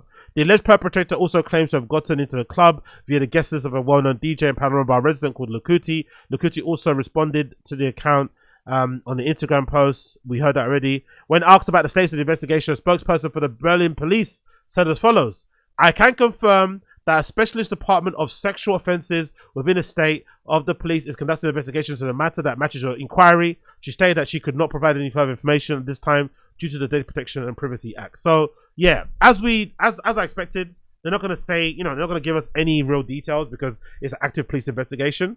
But yeah, man, still concerning, still very, very concerning considering how it happened. Especially considering it's a guest listing. I'm under the assumption, most likely going forward, if this does end up being true, if the person that's accused of R-wording this person in the Panorama toilets, wherever it may have been, if that's true, and the person gets charged, I would imagine Berghain's probably going to change the entirety of their guest list system. They're going to revamp everything about it. There's going to be a change about how they do it. Maybe they're going to limit the amount of people. Maybe they're going to stress that it's only like a friends and family and not a random thing. And maybe they're going to go, which is really weird, but let's say maybe they're going to do a double check on the names. Maybe when you send the names through, they're going to double check to make sure this person is connected to you and is a friend. I don't know, whatever. I've got a feeling it's going to happen. It's going to change a lot of things. Or they might just scrap guesses completely. Maybe that's the thing. Because I've always, I don't know. I just think, because I've queued there a bunch of times and I've seen people walk up straight to the front and get let in. So I think unless you're that status, I guess it doesn't really matter in that place because they're still quite strict on the door anyway. Because there are some people that I've heard who have got a guest list spot and still didn't get let in. So if that's the case, then really guest list should be like a, like a door by door thing. Like, hey, if you're guest list, you just walk up to the front and you get in that way. Or maybe just let them have a fucking side entrance or something to get out of the way. So just so it's kind of quote unquote democratic. But I do have a feeling that most likely, if this is proven to be true by the investigation, that they're going to change their system because it doesn't make it, I guess maybe it's not their fault, you could say, because maybe if you're a DJ, you should be way more responsible for your guest list in general. Doesn't matter where you play. I think I stressed before in the earlier episode of the pod that it's Berghain, you should not be doing that. It shouldn't really matter really. It doesn't matter where you play. You should be conscious that, you're putting someone on the guest list as kind of you endorsing them. You wouldn't be that privileged with anything else in your life, would you, in terms of recommendations? So I think you have to be very careful with those type of things. And now we've been shown the worst example of why you should be careful. Because this alleged person who got put on the and again, it's a good thing what Dutchavelli done. Big up her, she fucking killed it. But you can only imagine how guilty she feels because of that one act of kindness has now led to somebody going through such a traumatic experience that they're probably never ever gonna forget. And now it's probably gonna, have a repercussions for everybody else in the scene because of that one action that you did. So hopefully it kind of works out and it's all okay. But it's not looking too good. It's not fucking looking too good. So let's see what happens. But there is a police investigation. The Berliner Zeitung has confirmed it. So let's see what goes on. Let's see what goes on going forward. Let's see what goes on going forward. In news that won't shock anybody, in news that will not shock a single person that's from this fucking country, courtesy of the Telegraph, Britain is no longer a rich country after living standards plunge. Britain is no longer a rich country. When was it a rich country? That's what I want to know. When was it a rich country? Because the last time it was a rich country might have been like when Labour was in charge, or like Tony Blair and them man was in charge. I think that might be the last time it was rich. I swear, because I think that's the time when everyone was banging out the scams, right? With like the job seekers allowance and shit. And like student loans. I think that's when it was, whenever the scams are running, whenever fucking squares were running, the whole thing, whenever that shit was going, I think that's the last time that this country was rich. I can't remember the last time when it was rich. I can't remember. But officially, according to Telegraph, this country is no longer rich. Let's read. Britain is no longer a rich country after 15 years of stagnation caused by the UK living standards to plummet. According to economists, leaving parts of the UK worse off than the poorest nations, including Slovenia and Lithuania. Which makes sense, right? If you watch that guy's thing, what's it called? That channel that I want to emulate and copy and do that my club thing. I think it's called Honest Places. That guy's channel is fucking killing it, right? He goes to all these random places in the UK and basically to discover their pubs. And he goes to all these places where they essentially, they look like parts of Central Europe. They look so banged up and dilapidated and barren. You are questioning if you're actually in the UK. And sometimes you watch those videos and you think you filmed them in like 1998. No, they filmed like nowadays, in the 2000s. And they're completely derelict, completely poor. Places like Blackpool, Bolton, all these kind of places are fucking, you know, the economy's fucking crazy. It's completely cratered there. There's no real shops or businesses, whatever else go there. And people are just living in whatever they're living in. So it's no surprise. It continues. Economic growth and productivity have lagged behind a host of other nations since the financial crisis, the National Institute of Economic and Social Research has said, as it called the government to raise the threshold at which the workers start to pay income tax in an attempt to boost the performance. Wow, Jesus Christ. The typical British worker would be £4,000 per year better off if productivity growth and wages in the UK had matched those in the US, said Max Mosley. Economic stagnation over the past decade is now threatening the UK position as a place of high standards of living. A combination of weak productivity, growth driving near zero growth in a real wages, and the cuts of welfare have resulted in a situation where neither delivering on prosperity through high wages nor security through welfare. Maddening. Double blow, bro. Neither good wages nor good welfare. What's the point of living in this country again? Remind me, what's the point of living in this country again? When I'm hearing, like, big up, I'm hearing certain people, you know who you are, who are going to intern. I'm hearing certain people who are going to intern in a company in America and are making $80,000 per year. Intern. I'm hearing of people in the US who have the same jobs that I've had in the past, marketing, social media, community management, who were making $50,000 to $100,000 a year. There's not a single marketing job, social media job that I've had in my life in the UK, and I've worked for some big brands, some big companies, some nice startups, nice products, nice services, good things. There's not a single one of those companies where I made over 50K. Not a single one. Yet these people are working in I've heard of some person working as a marketing assistant, not even a marketing coordinator, executive, manager, an assistant, sending out newsletters and whatnot, getting 60K a year in America. 60K. God damn. That the poorest in our country now fare worse than those in nations once considered less affluent is a stark indication of the UK's economic and social model. Mr. Mosley asked whether Britain is still a rich country, he declaring it this question, which is easy to answer for centuries, is now less straightforward. Parts of Birmingham in the northeast of England are far worse than ever parts of Birmingham and in the northeast of England are far worse than even parts of Slovenia and Lithuania.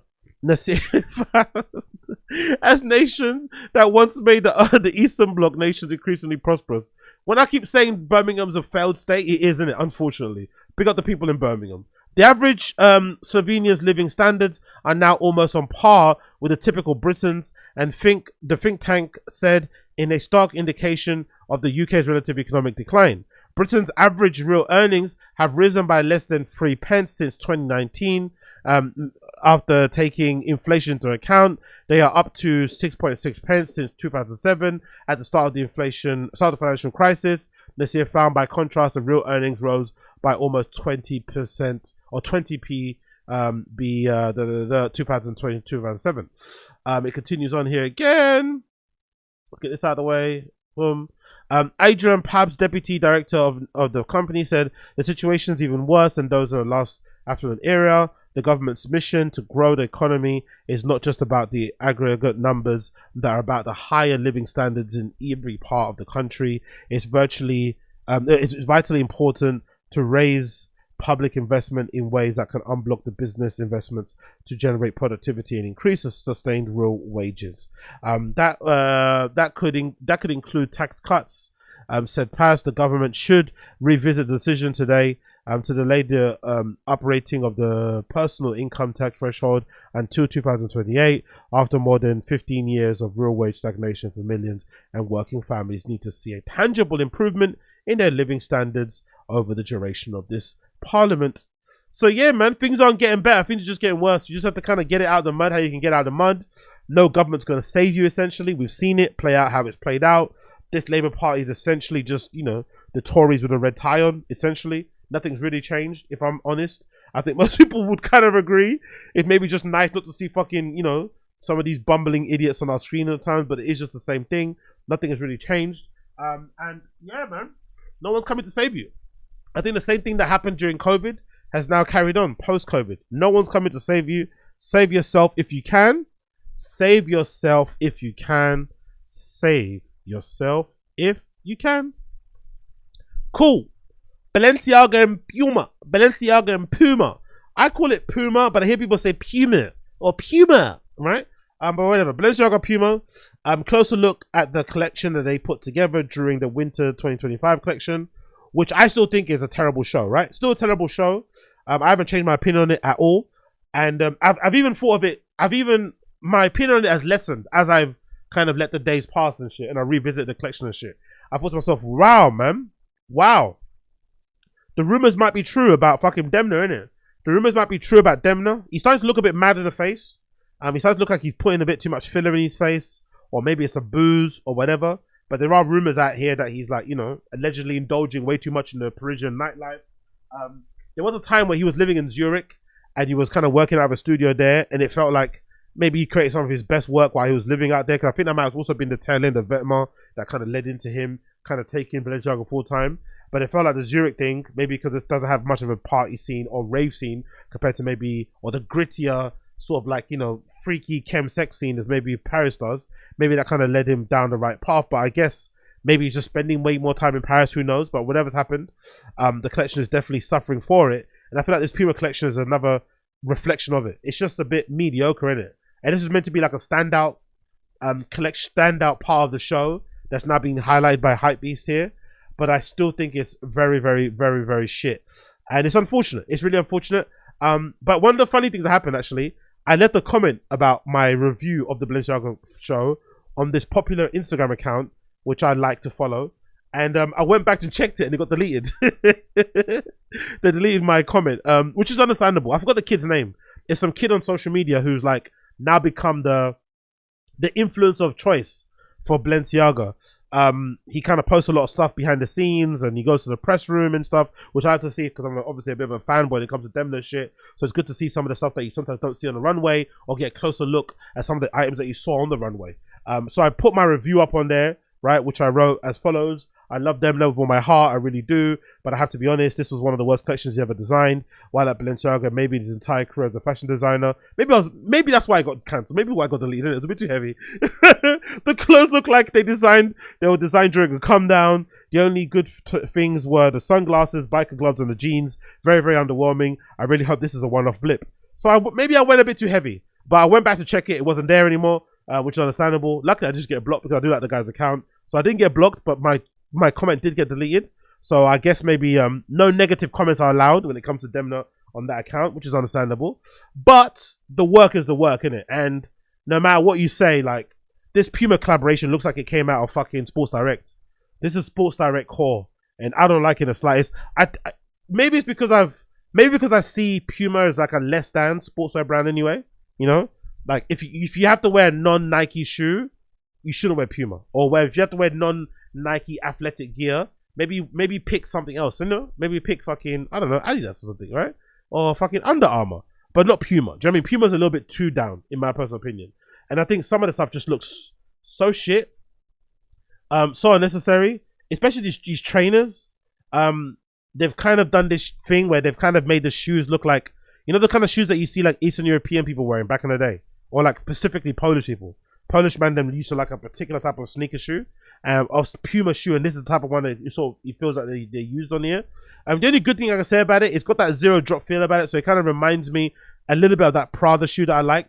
So in some aspects, I do kind of like it, but I think I don't like it in combination with the other things. You know, it kind of, weirdly enough, I think that the outfit has made the shoe look shit, if it makes any sense. It doesn't really work that way, usually somewhere around, but I feel like the outfit and the aesthetic behind it has kind of made the shoe look shit.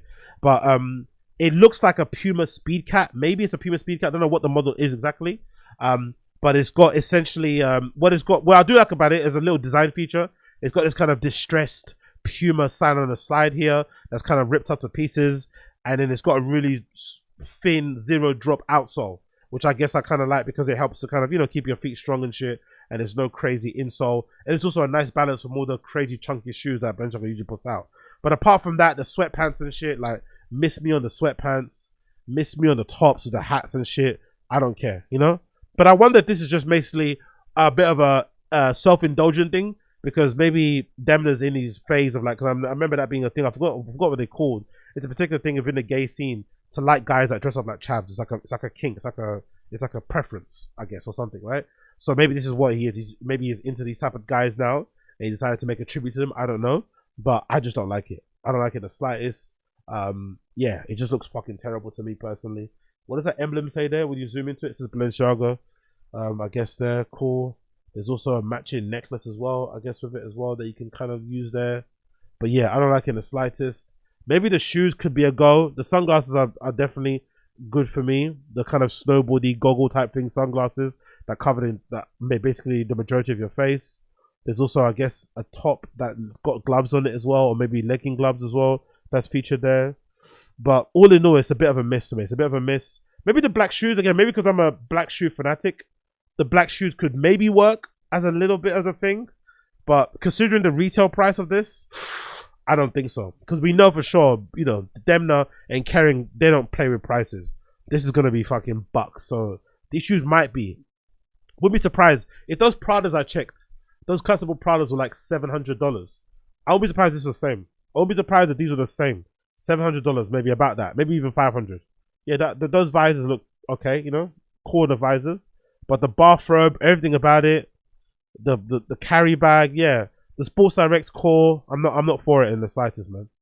I'm sure some of the rappers are gonna wear it because it's kind of funny to have like a Balenciaga Puma body warmer thing going on, and a jumper and a leather jacket, but I think it's pretty shit, to be fair. I think it's pretty shit. It's looking pretty tired.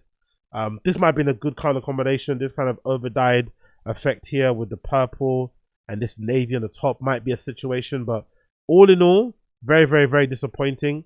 And yeah, man, maybe this is the end of Demna at Balenciaga. Maybe we're seeing the last hurrah, because I don't know, he'd have to what? I guess maybe the reason why you'd see him get booted will be if the sales drop, but the sales I don't think will drop anytime soon. That's probably the hard reason why he's been so successful at Balenciaga, that ability to kind of keep churning out products that people want to buy.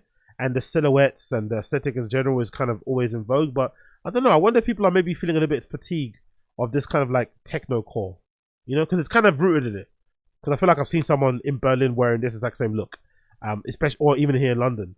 I wonder if people are going to get tired of like big jeans, big boots, bomber jackets, everything looking distressed, you know, that kind of look, sportswear, because that's a big part of the techno scene as well. Like especially those particular those Adidas track pants that had like the buttons on the side, the snap buttons. A lot of people in the scene be wearing those. You see a lot of people in raves wearing Adidas sweat shorts with the stripes on the side. You sometimes see Puma dad hats as well to kind of keep you incognito when you're meeting up your fucking grinder hookups and whatnot. So that might be a thing. There might be a situation with that thing going on, but I don't know, man. I want to see something fresh and new from Demna. We're not seeing that in a while, especially at Balenciaga. It's kind of dying a slow death. And yeah, man, it's unfortunate to see. It's really unfortunate to see because, again, he's been my favorite for the longest time. But so far, the stuff is looking pretty terrible. And I can see it's looking terrible because my comments are getting deleted from fucking pages. From these big-ass pages that post a lot of stuff about Demna, my comments are deleted. So it seems as if the reception amongst other people is also the same. And, you know, we can't be having that negative discourse about Demna on the internet because maybe it might hurt his feelings. Which is, it is what it is, isn't it? What it is, what it is. What? Big up fashion. Is that true? Demna just announced as the creative director of Gucci. That's not true. You're lying. You're lying. You're lying. You're lying. You're lying. I thought it meant to be Heidi. I'm Hedy Semaine. I thought it meant to be Hedy Semaine. What the fuck? You are lying. You are lying. What? Holy shit. Holy shit. Holy shit. How the fuck did that happen? How the fuck did that happen? Holy shit. Yo, you have to go through every single article. How the fuck did that happen? No fucking way. Then there's a new designer at Gucci. What? I thought it meant to be Hedy Semaine. Yo, fashion Twitter is gonna be so pissed. Fashion Twitter is gonna be so angry. They are gonna be so upset. Fashion Twitter is gonna be so upset today. Oh my god. They hate Demna already. They already fucking hate Demna. They already hate the fact that Alessandro Michele got booted out unceremoniously. Right? They hate that Alessandro Michele is gone. And now the guy that they hate, and you know, they weren't looking forward to fucking Hedy Semaine going there. But now fucking Demna. They're gonna be so angry, bro. Oh my god. They're gonna be so mad. What? Hold on. I don't know. I don't get it. Like, to go from the Sabato, the Sano to Demna, considering the... Anyway, Demna is leaving Balenciaga to become the new artistic director of Gucci, tasked with jolting the Italian fashion house out of its doldrum with a gust of strong creativity. Demna will bring Gucci something exceptional. His way of defining fashion today is pretty unique. This is what Gucci deserves and needs for the future. This is what Gucci deserves and needs for the future.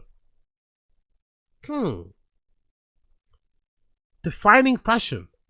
Gucci Chief Executive Officer Stefano Cantino said, speaking to a clutch of reporters summoned at the Paris headquarters of Gucci's parent company, Kering. We're in agreement that Demna is one of the best creative directors of the generation, without a doubt. He was, though. I'm not sure if he is anymore. He was. He has proven his capability to reshape Balenciaga during his tenure, his identity, and of course his fashion point of view. I don't know, man. Isn't the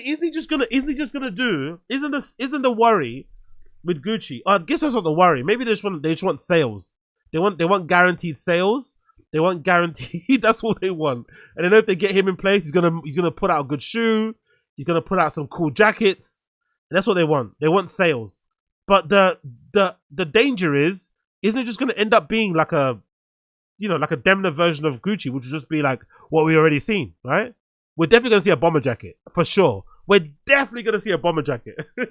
I guarantee you, we're gonna see a bomber jacket in that first collection, and a hoodie, and a t-shirt, and some jeans, and some sneakers. You know? But maybe they want that going forward. Maybe they want that. Wow, bro. Demna's new official portrait. God damn it. Wow. At Cantino's side was Francesca Bellettini, Kering's deputy CEO in charge of the brand development, who noted that Demna would wrap his tenure at Balenciaga with a haute couture show on July 6th and start... Wow. See? Look, I was saying the other day, right? That I think it's really annoying how in fashion, nobody gets like a send-off anymore. Like, you know, what's his name? JW Anderson has left Loewe, and he got a presentation for his last show. What's his face? Alessandro Michele didn't get like a farewell show. Even though they know it's going to end, they always kind of sack these guys unceremoniously between seasons, or they just let the fucking staff, the studio take over. But you rarely get an opportunity for a designer nowadays to have that send off on a runway. And I really wondered why that's the case. Why don't people get their flowers, like literally in person at the end of the runway? Have everybody sobbing, hugging, have that moment of like, cool, we've ended this one chapter. Let's start the next chapter with the next person. They don't do it anymore. I don't know why that is the case, especially with these big names who kind of deserve it, especially someone like a J.D. Anderson. For all the work he's done with fucking Loewe, you think he deserves like a proper send-off. So it's interesting that Demna got a send-off. So Demna's going to have a proper send-off, but no one else had one. That goes to show the power he's got, man, the influence, the fucking, you know, the position that he's got over there, that he's getting a proper send-off over there. Now, it might be in part because it's Kering and it's all the same thing. Maybe that might be part of it, who knows? But I wonder why Demna gets a send-off and no one else gets a send-off. Or maybe they don't want send-offs. Maybe they don't want them. But this is an interesting thing. So he's going to pretend a haute couture show on July 6th and start at Gucci soon after. So he's still got what? Come on, man. You have to give us that haute couture show has to be a blockbuster. Come on, Demna, bro. If you're gonna be there one more, if you're gonna present one more show, you have to go out in a blaze of glory. Please, please, for the love of God, bro. Please, please. Put down the 4 MMC allegedly. Put down the fucking 2C allegedly. Put down the fucking ketamina allegedly, and just fucking go for it, please, as the last collection. For goodness sake. Because I can't be defending this guy on the timeline when he's fucking popping out with fucking, you know, Sports Direct PUMA collabs.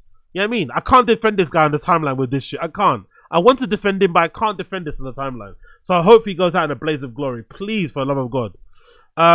It is yet to be determined when the Georgian designer might unveil his new collection for his first collection for Gucci. Ahead of him lies a holistic work around the brand, Belletini says. She also brushed away any question about Demna's eventual successor at the house. He's made synonymous with his hoodies and oversized leather, including Gucci 2021. What? She also brushed away any suggestions that Demna's eventual successor at the house, he's made synonymous with hoodies, oversized tailoring and heavy-soled sneakers, and hype collaboration, including one with Gucci in 2021. What do you mean, brushed aside questions? Oh, she didn't. Okay, she brushed them aside as if that she didn't answer them. She didn't say he was going to be the Balenciaga person. So maybe Heidi gets Balenciaga. Maybe that's okay. Maybe that's okay. I don't think that's okay. I think people love Gucci, but maybe Heidi gets Balenciaga. Maybe. Demna succeeds Sabato De Sana, who exited Gucci in early February after a 2-year collaboration. A 2-year collaboration, you know. That wasn't a collaboration, bro. You gave him a contract. You went him long term and you sacked him. A 2-year collaboration. The Fall 2025 show in Milan in February 25 was presented by the brand's design office. Thursday's announcement came at the tail end of the fashion months, rife with a creative upheaval and a rampant speculation about who would ultimately land at Gucci, one of the most troubled mega brands in today's luxury landscape. I did see a bunch of people say that the design studio did a good job. I didn't really think much of it, to be fair. It didn't really move the needle with me. But I did hear a lot of people say that they liked that collection that the design studio put together, and they wanted them to give them a chance. That's not going to happen. You know what I mean? These big brands aren't going to, they always want a big glitzy name to attract people and stuff, and press and marketing. That's all important these days. Today's announcement came at the tail end of the fashion month, rife with creative upheaval, with a rampant speculation that would ultimately land at Gucci, one of the most troubled mega brands in today's luxury landscape. Demna's appointment sets the stage for another bumper month of design debuts, with Matteo Blasi slated to show his first ready-to-wear collection at Chanel. I actually thought it was this season, but it's not. It's coming up. Jennifer Anderson to be headed to Dior, though nothing's official yet. Both Kering and LVMH, parent company of Dior, seem to be placing bets on putting strongest horses of their biggest on their biggest and most crucial brands. Okay, that makes a lot of sense. Maybe there's a feeling that it doesn't matter who actually.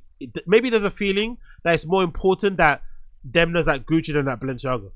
Maybe there's a feeling that if you put somebody that's like competent enough, that's maybe not a big name at head of Balenciaga, it'll be fine.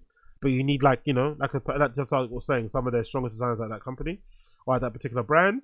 Other European brands with new designers yet to show their collections are Versace, which Dario Vitale or Dario Vitale, they succeed in Donatella Versace. Jill Sander, which just hired Simone Bellotti from Bali. Celine, now under Ralph Lauren's alumni Michael Ryder. And Maison Margiela, now helmed by Glenn Martins. Bottega Veneta, where Louis Trotter succeeded Blasi. And Carvan, where Mark Howard Thompson succeeded Trotter as artistic designer. So loads of changes. Additional changes are also said to be looming at Loewe, Mugler, and Jean-Paul Gaultier, to name but a few. To be sure, many eyes will be on Gucci, which has been losing steam since 2002 exit of Sandra Michele, which still feels like the bad decision to make. That still feels like the biggest misstep ever. The biggest misstep ever. They were getting bored of it, I guess. Maybe the brass, that particular aesthetic, and then they changed him. But I don't think the numbers demonstrated it. I don't think the fans also were that tired of it either. Like, they knew exactly what they were getting from him. The collections were always great. And it just died. It just died when they let him go. Very strange decision to do that. So maybe they're still trying to fix the mistake of firing Alexander Michele in 2022. who ignited a renaissance at the brand that lifted it to nearly 10 billion euros in revenue until the market grew fatigued with the exuberant retro-tinged designs. But you still give them more of a chance to turn it around, I think. If that person lifted you to a point of making 10 billion euros in revenue, helped with that, not entirely responsible, I think they deserve a chance to turn it around. Let's say they were getting stagnant. Let's say it was getting a bit tired. It was getting a little bit whatever. They get a chance to turn it around. You know, I've earned that right. If I made you 10 billion, I've earned that right. With Desano as Michele's successor, the brand has been pursuing innovation strategy, and as reported, management had been pining its hopes on the introduction of a new handbag lines and a shorter time to market and a streamlined distribution and offer. However, the Desano's collections were met with mixed reviews, and timeless take on signature pieces did not gain enough traction for the turnaround. Equity analysts have been pressuring Gucci to name a high-profile designer that will revitalize the brand. So maybe it wasn't even the fact of the numbers. Maybe it was just the name wasn't big enough. Maybe that's what happened with Sabato Desano. Maybe it wasn't the fact that, you know, the reviews wasn't the greatest. You know, Fashion Twitter didn't like him too much. The collection, especially the first one, because it seemed like it was a mix of everything, right? And influences from all over the place. But maybe it was the fact that he wasn't just a big name. They needed a big name to replace someone like Alessandro Michele, which, you know, makes sense. Scroll down here, you see a picture of Carey Mulligan wearing a bit of Balenciaga on the what's it called, Academy Awards red carpet. Gucci reported a 24% drop in organic revenues in the 3 months to December 31st, worse than a 23% decline forecast by analysts. In 2024, the brand accounted for 63% of the parent company's operating profit. Whoa. I did not know that. In 2024, the brand accounted for 63% of Carey's operating profit. It comes from Gucci. Okay, now it makes sense why they're chopping and changing them. They need to save that beast. That makes a lot of money. It makes a majority of the money. God damn it, 63%. Most of Carey's luxury brands have also saw organic sales weaken in the fourth quarter. So everyone is down, but Kering panicked because they make most of their money. Okay, I get it. Most of Kering's luxury brands also saw organic sales weaken in the fourth quarter. Saint Laurent was down 8%, and the other houses group, which includes Balenciaga and Alexander McQueen, reported a 4% decline. Last month, Kering chairman François-Henri Benoit assured investors that the group had been reached an inflection point, and that after a year of stabilization in 2025, we will gradually resume a trajectory of steady and increasingly profitable growth. Well, you hope so. You hope so, François-Henri. You hope so. Gucci will come back. I have absolutely no doubts about this. Yeah, okay. That's why they have no doubts. They're going to get fucking Demna in. Okay, who's doing the best? Okay, cool. Let's fuck Demna. Come here. He's in party boy mode, allegedly. He's a bit unfocused. He's indulging himself. And then they've given him the biggest responsibility ever. This might end in tears. At the time when he's a bit unfocused, the quality of the work isn't the greatest. He might have some distractions outside of the design studio. It's now when you give him the responsibility of of restoring Gucci, that's responsible for what? 63% of the Kering's operating profits. God damn. In a joint Kering Balenciaga press release issued on Thursday after the close of trading of the Paris bourse, Benoit said Demna's contribution to the industry, to Balenciaga, and to the group's success has been tremendous. His creative power is exactly what Gucci needs. God damn it. He's fucking laying it on thick, innit? He loves Demna, innit? Okay. Now we know why he's never been fired, isn't it? That's Demna's boy. His creative power is exactly what Gucci needs. As I thank him for everything he has accomplished in the last 10 years, I look forward to seeing him shape Gucci's new artistic direction. Wow. François-Henri Benoit, he loves Demna, innit? That's why Demna's been at Balenciaga so long. If you're wondering why, that's a strong endorsement, bro. Demna said, I'm truly excited to join the Gucci family. It is an honor to contribute to the house that I deeply respect and have long admired. Yeah. I look forward to writing together with Stefano and the whole team a new chapter of Gucci's amazing story. God damn it, man. We're going to see Eastern European. We're going to see Eastern European chic on the Gucci runway. We're going to see Techno Gucci. We're going to see Techno Gucci. Oh, Fashion Twitter is going to be so angry, boy. We're going to see Techno Gucci. Oh, take Gucci to the rave. Take Gucci to Berghain. First collection outside of Berghain. Now he's gonna go to Tbilisi. First, imagine if fucking Demna presents the first collection at fucking Tbilisi, capital of Georgia. Imagine in that club. I've got the club. What the fucking name is? Basayani. Imagine if he goes to the most famous club in Georgia, techno club, and goes to present it there. Oh my god, bro! Who would have guessed it, man? Who would have guessed it? Who would have guessed Demna will be at fucking Gucci? It's just fucking wild, honestly. I bet fashion Twitter is fucking exploding right now. During the briefing, Bellettini and Catino touted Demna's capabilities. They said that he was immediately enthusiastic about Gucci and came up with a compelling proposal to make the brand cool and relevant. Trainers, jackets, hoodies, for sure. You know you're gonna see that. Oh, sunglasses actually he might do well with sunglasses. Thinking about it, he might do well with, because he always does good sunglasses. So maybe the sunglasses will be kind of sick. To see that on the outside again, people wearing like sick Gucci sunglasses. That might be a bit of a vibe.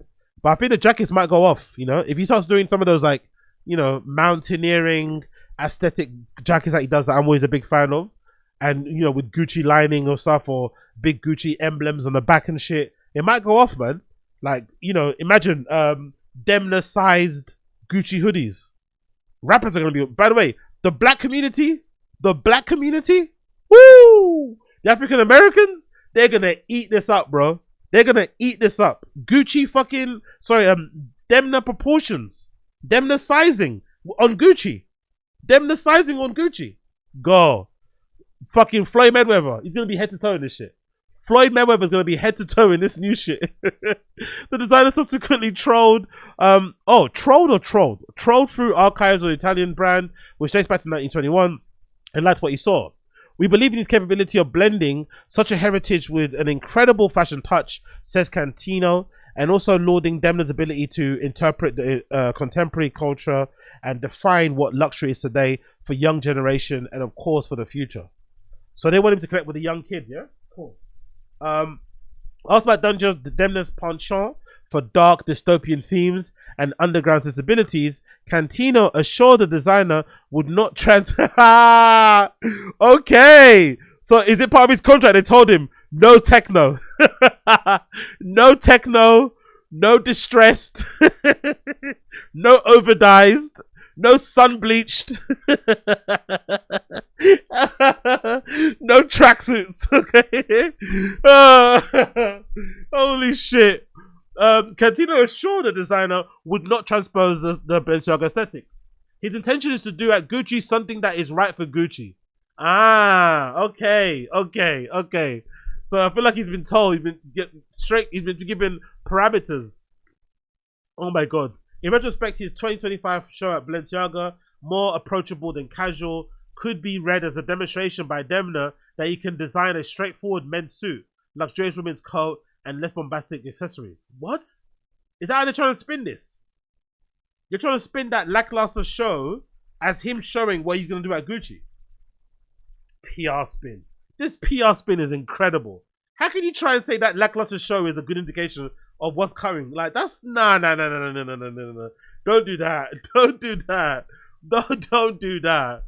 He even donned a black suit and a dress shirt instead of his usual grubby hoodies and t-shirts for the backstage scrum after the show, declaring, maybe I'm like Demna version 2.0. Maybe I grow up enough to wear a suit as a designer. Wow. So maybe that is maybe he knew all along. So he gave us a shit show on purpose to show what he could do at Gucci, which is gonna be shit, and he's gonna give us a good send off on the Scott Couture show. It goes up at the speedrunner. Yeah, maybe we'll see a Gucci speedrunner. That might be interesting. It might put a stop to all the fakes that we see out there.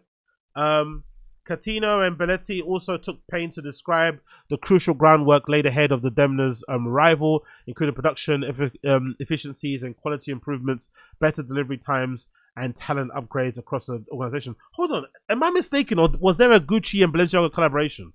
Wasn't there one already? Oh my dumb, because I remember that jacket that Brian Boy used to wear all the time. Wasn't there a collaboration? So maybe that's what we're gonna see anyway. Yeah. When it was like all this, when it was like Alexander McKelly was there, innit? So that whole hacking shit. And people didn't like that too much, I don't think, at the time. I don't think this got good reception at the time, did it? It was basically Balenciaga silhouettes, but with like Gucci branding on it. People didn't like that too much. So I wonder, interesting choice, isn't it? Interesting choice. Interesting choice. Big up the stream chat. Big up the chatters here. Yeah, big up Fashion Roadman for the fucking insight, or what insight? The information. Absolutely hot off the press, live. Information there. Big up who's this? Big up Toby. They look ruined. Big up Young God Vibes. Holla Wagwan Young God Vibes. Big up Don Dota Crazy News. Exactly. Big Jeans and Bomber Jackets. Is it 1992? Exactly. Big up Toby. You like Vetements? Yeah, I liked Demna era Vetements, but Gorham era Vetements is shit. Gorham era Vetements, the stuff that Offset and them man wear, I'm not for it. I don't buy that shit. I don't even look at that shit. I still go and buy a lot of like quote unquote archive. It's, you know, imagine saying archive Vetements, but I still go and buy a lot of like quote unquote archive Vetements still, online and shit here and there. But I'm not looking at Gorham stuff. Gorham Vetements is terrible. Big up Fashion Roadman, very true. Sarah Burton's had a good send-off at Alexander McQueen, to be fair. Oh yeah, true. Yeah, she did have a good send-off. Yeah, big up Sarah Burton. She had a good one there. Big up Don Dutta. Good tracksuit's gonna go so hard. Gucci tracksuits, yeah, exactly. Gucci died in 1953 to me. A bit of Fashion Roadman smile. Yeah, I don't know. Let's see what happens. But this collection wasn't received too well, I remember at the time. So I'm curious to see how this is gonna work. Because this hacking thing, people didn't like it. I remember. People didn't like this hacking shit. So I'm curious why they decided to go with Demna, not Haiti, for the job. Or maybe that he was never the case. Maybe because they're so nervous about the sales or about how much it makes. Maybe they're like, you know what? We need a guarantee. And maybe Demna's a guarantee. Maybe Demna's like a sure bet. You know? They know they're not going to ever lose with Demna. But this is kind of a, I don't know, this might be a sneak peek of what we got during the, you know, the peak era of Demna at Balenciaga. And Alexander McKelly also at Gucci. This is the sort of stuff that we got, right? These really great coats, I guess, in some respects, some jackets, some good bags and shit. But a lot of people didn't like this stuff. I remember online, the reception to it wasn't the greatest. People didn't really like this aesthetic or what they were going for in the slightest. So I'm curious to see if everyone's opinion of it will change going forward. But yeah, man, crazy times. Crazy freaking times. Bear me 1 second here.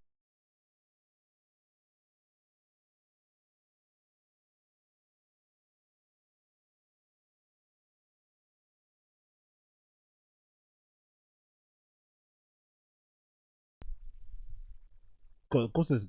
Hacker Project single earring. Got the bags. Oh, the bags are so awful, isn't it?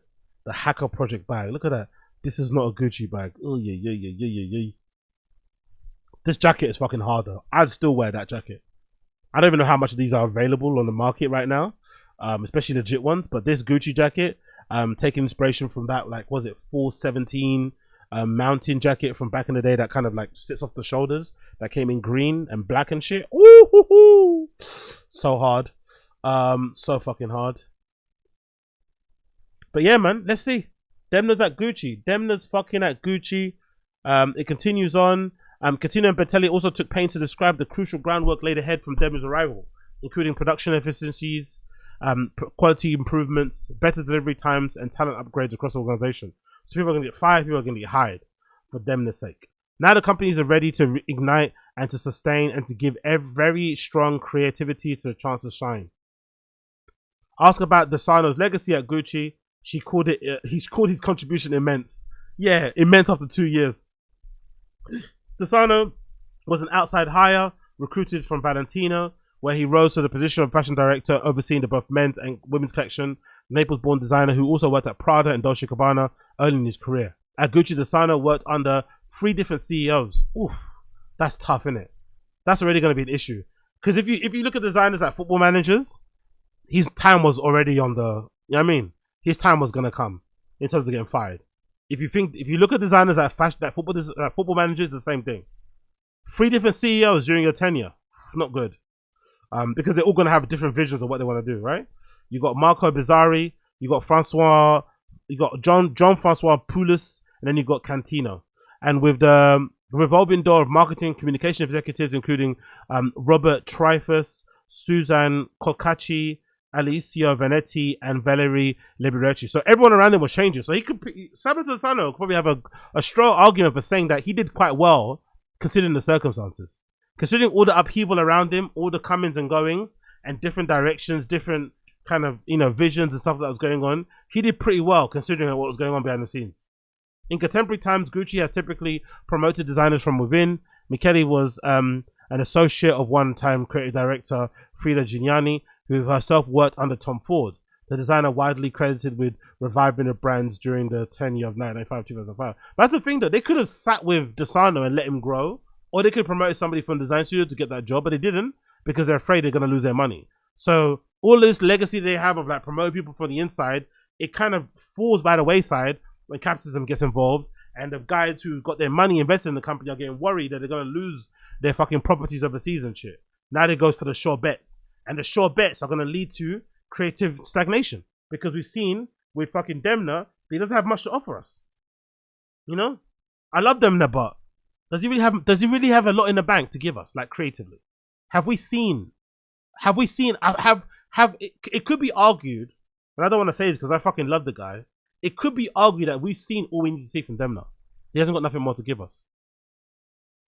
That we might have seen everything he has to give us. Everything. God damn it. And now they're giving him Gucci because they're afraid. They want to make sure that they make their money back. Especially if Gucci is, what, 63% of the operating profits. I don't know, man. I don't know about this.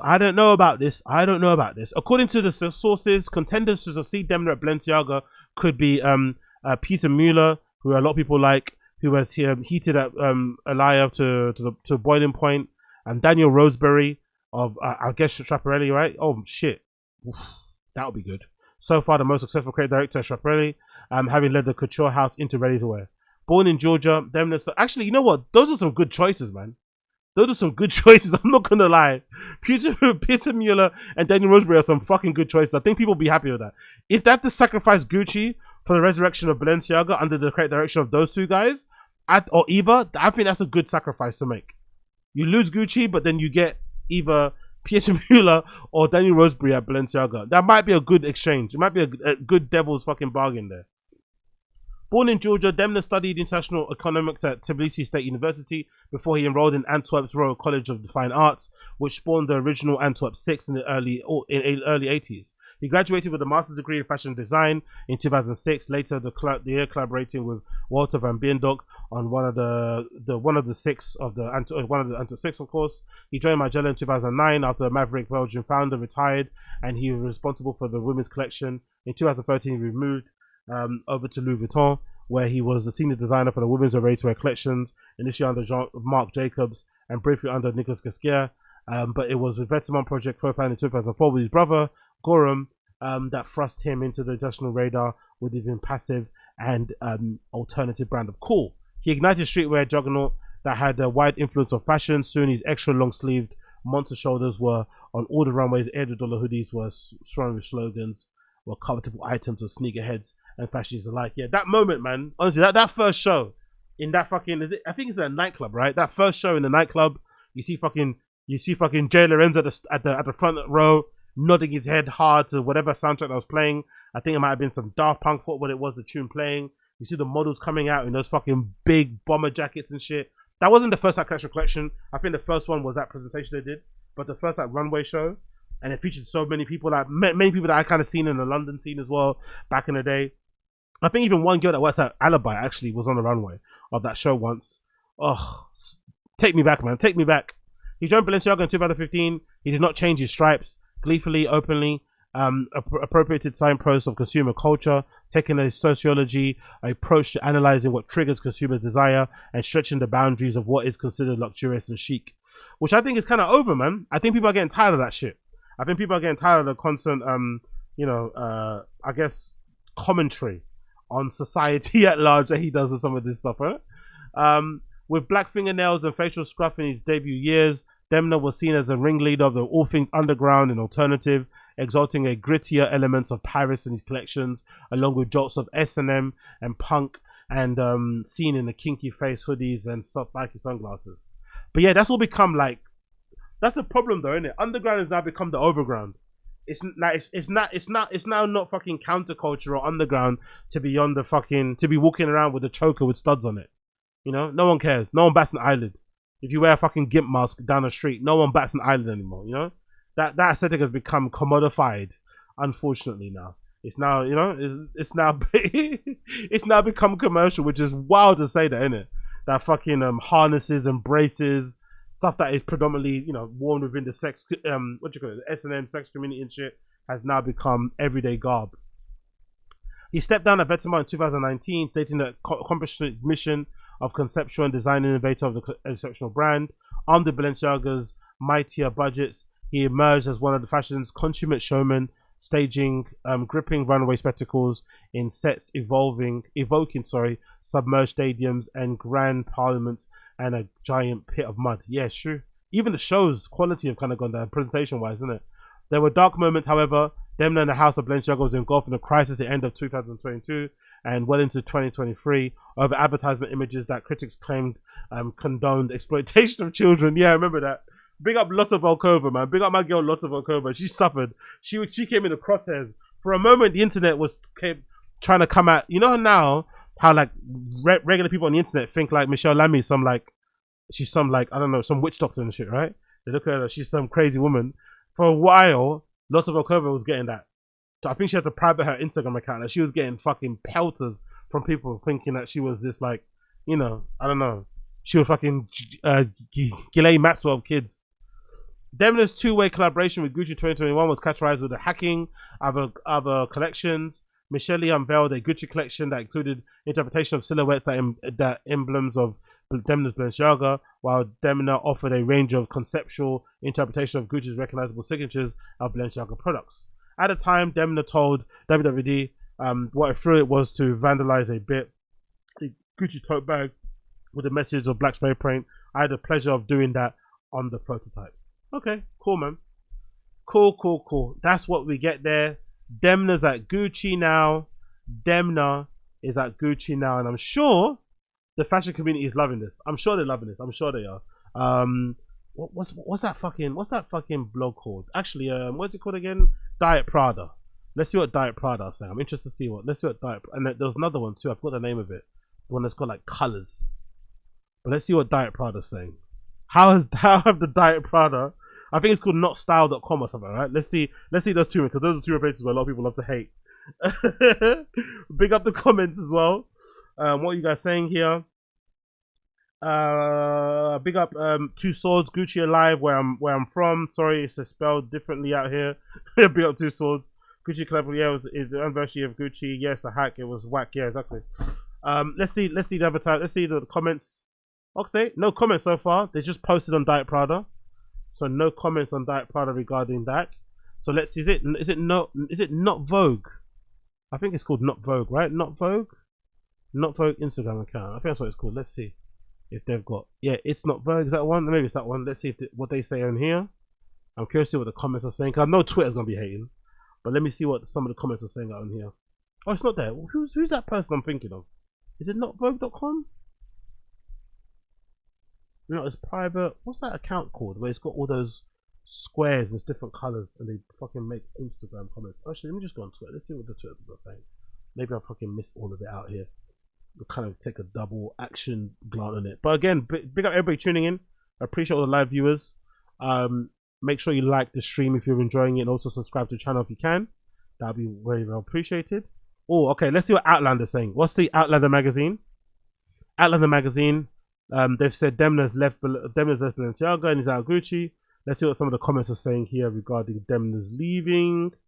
What are they saying here? Big up Outlander. Come on, work, you fucking cunt. Let's see what they're saying on here. I'm curious. Very, very, very curious.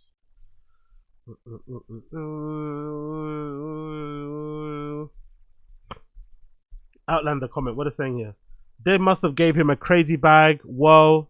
This is a weird choice with like Gucci will never be the same. Who's taking over Gucci? Yikes. Gucci needs a revival. I'm not surprised. Highly needed for Gucci. What the fuck? I'm excited. Okay, some people like this. But to be fair, Outlander's more of a streetwear pointed platform, right? It's more like Focus, I guess, or Menza, so probably that's why they're more be fans of it. Worst choice ever. I don't think they're gonna match. Gucci is more elegant and classical. Balenciaga was more about street style with weird exaggerated designs. We'll see. Bankruptcy speed run. Oh wow, what a random bold move. Stinky. What's the football equivalent of this? Not shopping at Gucci again. I've been collecting their lipsticks. Lols.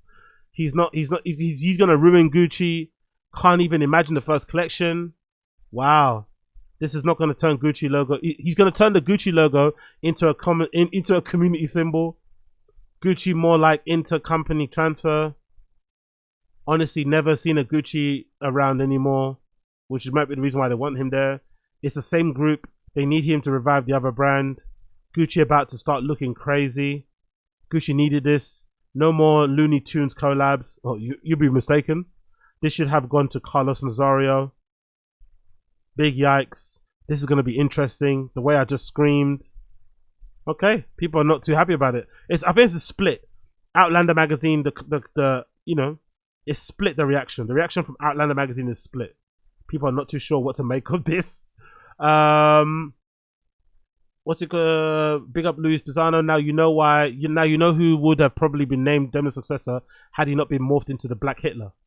Really? They would have probably taken. Do you think so? He thinks Kanye would have maybe got the role at Balenciaga if he didn't go down the Hitler thing. Oh. To be fair, I don't think he can work in an establishment anyway anymore. I don't think he has it in him, right? He's too fucking anti-establishment. He doesn't like being told what to do in any shape or form. But if that's true, man, god damn it, that would have been so hard. But unfortunately, not the case. Let's continue. Let's see what else is going on here. Justin, yeah. Let's see what fucking my girl Linda's saying, because she usually has some of the fashion Twitter haters on here. Let's see what's Linda comment saying. Linda posted the news. Ew. Gunshots. Damn, praying for Gucci. But I'm excited to see who steps up to be the creative director of Balenciaga. Hopefully someone who can restore Balenciaga to couture extravaganza it once was. So not a good endorsement of Demna there. Is he finally going to leave Balenciaga alone? If so, when's John Galliano going to step as creative director? Is this good or bad? I'm just curious to know. I'm so fucking gagged. Like, this is really coming out of nowhere. I'm just happy Balenciaga can now move on. Happy for Balenciaga, sad for Gucci. Who's going to Balenciaga? Confused. What's this? This is a what you call the Wendy Williams meme. I guess not a good one. Well, maybe Kering been thinking Balenciaga sales are up, so they need Demna to turn Gucci to something bigger. Can we be buried? Can we bury Gucci already? It's too soon. I don't know how to feel about this. Breaking news: First Way Runway show sells 0 pieces. The meme, yeah, no.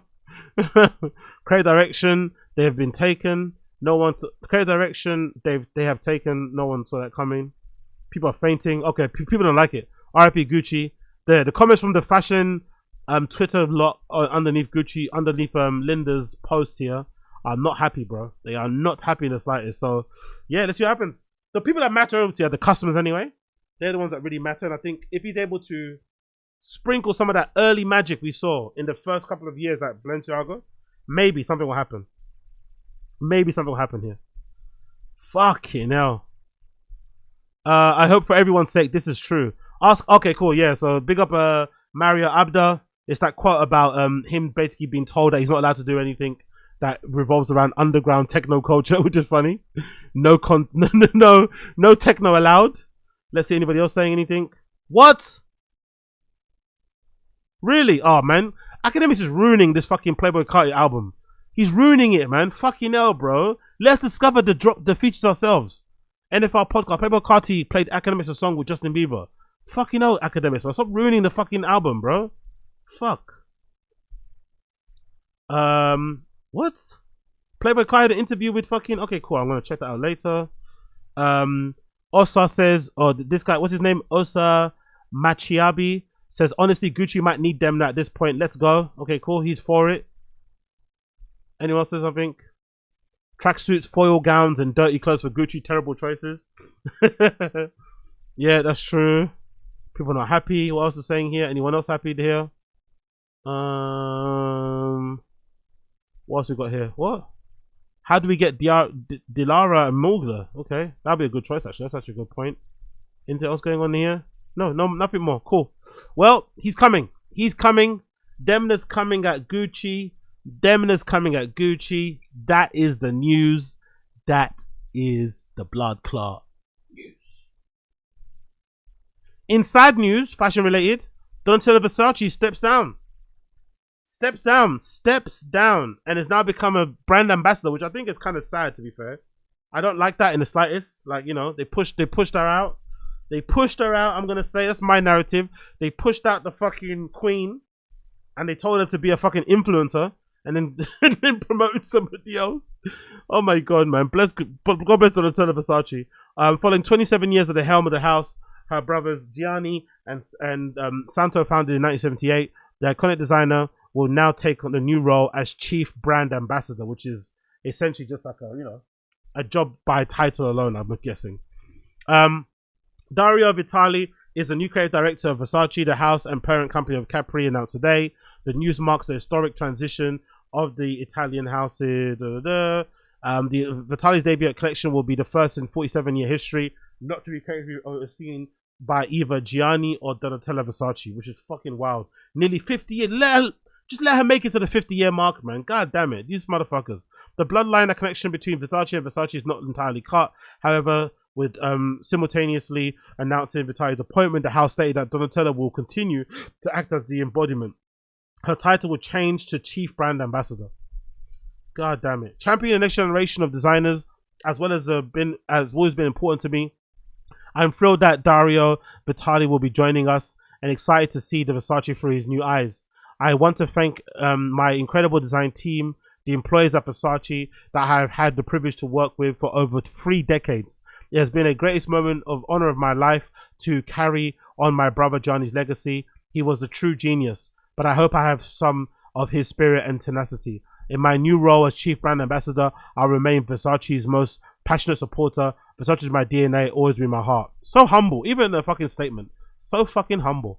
I'm truly honored to join Versace as the Chief Creative Officer and to be part of this special and powerful fashion luxury house created by Gianni and Donatella. The House of Versace has a unique heritage that has spanned decades and has spanned the history of the fashion. And I want to express my sincere thanks to Donatella for her trust and for her tireless dedication for the extraordinary brand that Versace is today. It is a privilege to continue for the future of the growth of Versace and its global impact through my vision, expertise, and dedication. Vitale 41 is widely seen as one of the most exciting and innovative upcomers in the Milan fashion scene. He graduated at Istituto Marangoni in 2006, working first at D Squared for a year and then Bottega Veneta under Thomas Mayer, and he joined Miu Miu in 2010, where he worked his way up a ladder and became the design director of ready-to-wear and head of image. He departed Prada's sister company in January. Today's news comes 7 years after Versace's family sold its controlling interest in Versace, along with 20% slice owned by Blackstone. Blackstone owns it. To the US group Capri in a $1.18 billion sale. As part of the deal, Donatella stayed on as under the Versace chief executive officer. Both led the collections, design, and represent the house more globally. So this was always on the books then, and I didn't know this behind the scenes. So they already sold the controlling interest of it. So this was always going to be the case. She wasn't going to hold on until 50-year mark, unfortunately, because, you know, essentially the company's not owned by her. Speculation is currently rife that Capri's holding is moving to sell Versace. Jesus. The group is also owns Michael Kors and Jimmy Choo's, has come under intense pressure following the collapse last year of its proposed merger with Tapestry, owner of Coach, Kate Spade and Stuart Weitzman. The $8.5 million creation of what would have been the largest US-held luxury conglomerate was blocked by the Federal Trade Commissions on competition grounds. It has since been reported that both Versace and Jimmy Choo are up for sale, with the interested parties so far Versace understood to include Prada Group. Rotted. So this guy might not last even anyway. With all this upheaval, money being made, money lost with the merger, this guy might not even last anyway. this Vitale, this Vitale, this Dario guy, God bless you on your journey. He might not last either, because if he puts out one Sabato de Sarno collection, because people are so used to seeing this version of Versace from Donatella, the very gaudy, very kind of out there version of it. If he puts together one Sabato de Sarno style collection that kind of has a bit of Miu Miu, a bit of Bottega, a bit of Balenciaga in it, he's gonna be out of here. You know, he's gonna be fucking out of here. While Versace's future remains unclear for now, today's news marks a profound break from its past. Reggio Calabri-born Gianni Versace worked at his fashion labels, including Calan and Genie, before founding his own label in 1978 with a suggestion of his business-minded brother Santo, who became CEO. Donatella was alongside them from the very start. The younger sister acted as both muse and a company designer in the early 1980s. She was also instrumental in acquiring at auction the houses Plaza at Milan's Via Gusto, home of the original Versace's Medusa bas relief.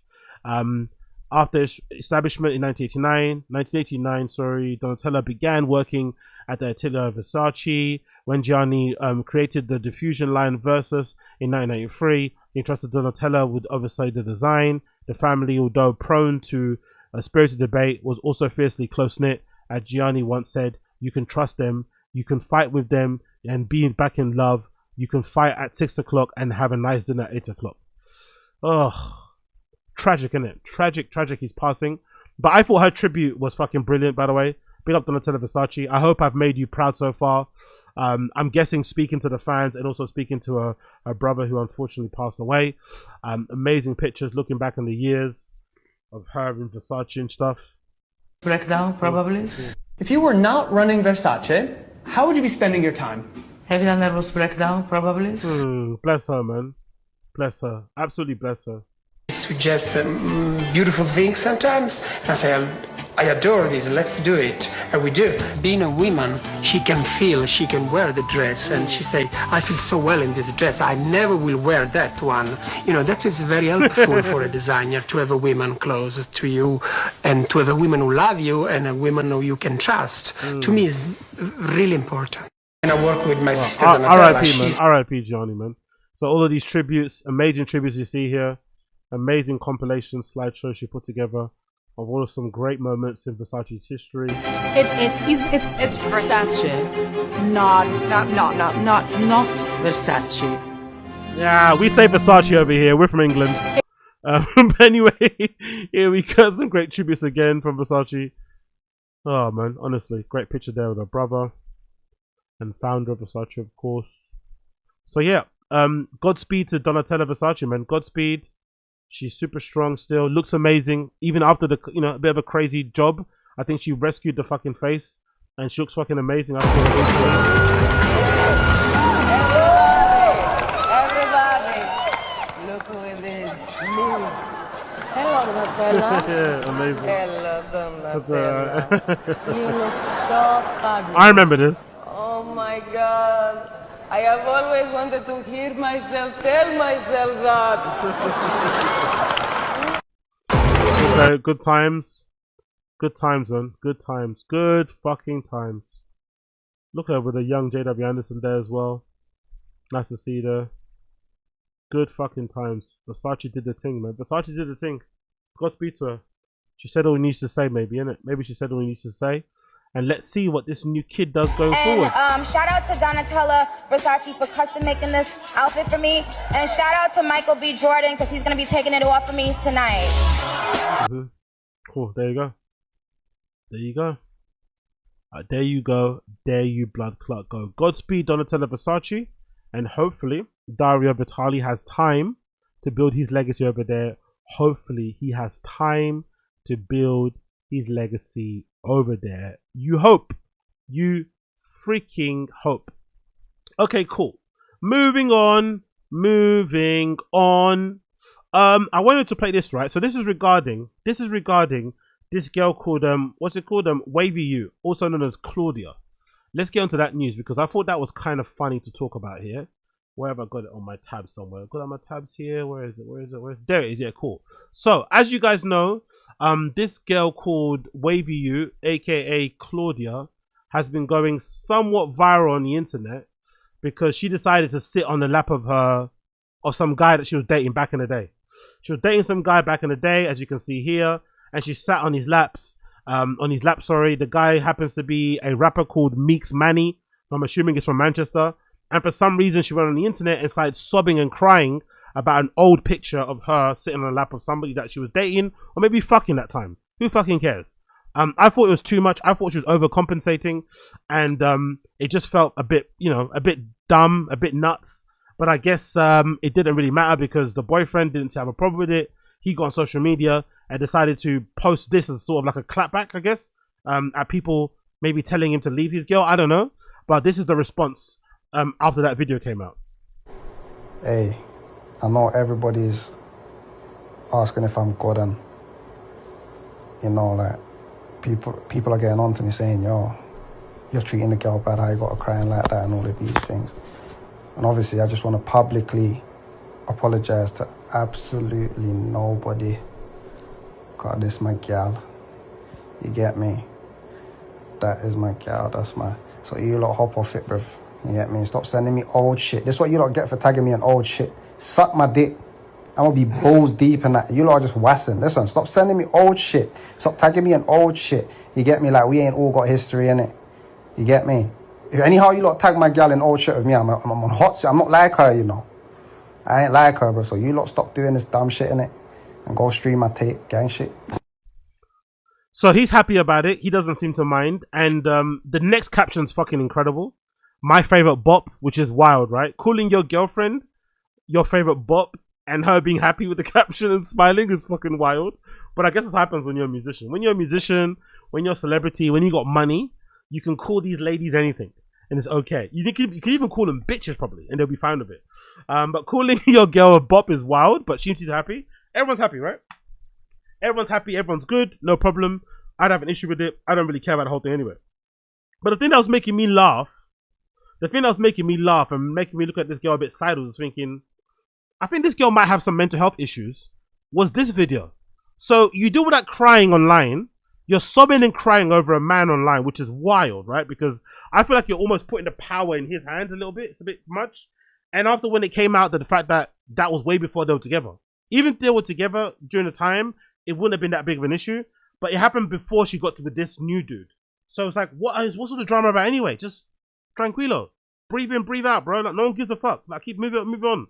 Say, apologize to your guy directly. You don't need to make a video declaring your sort. Like, what? Anyway. She does all that crying, but then she gets on social media and tries to, like, I don't know, mock and laugh and be all laughy and ha-ha-ee. It's like, you don't get to do that. Like, you don't get to do that. You don't get to, like, laugh and pretend it's not a big deal, or, like, try and flip it in your favor and try, like, stunt on the internet, like, oh, yeah, my man. You don't get to do that, in my personal opinion. You have to just stick with one. If you're going to be sobby sob girl, you be sobby sob girl, but you can't be doing this. After all that, at least no one overreacted. Do you know what I mean? Everyone's fine, no one's overreacted, it's all good and well. However, side note, all the girls who are DMing my boyfriend because they think we've broken up, you're weird. You're actually weird. Oh. I guess God bless them anyway in their relationship. It's what they do, what they have to do and stuff, but this girl seems like a fucking headache. I knew for the moment I saw her videos online where she was like screaming and shouting about why aren't guys looking at her or something. Remember there was some video that went of her viral. I was like, this girl's a weirdo. Like, giving weirdo vibes.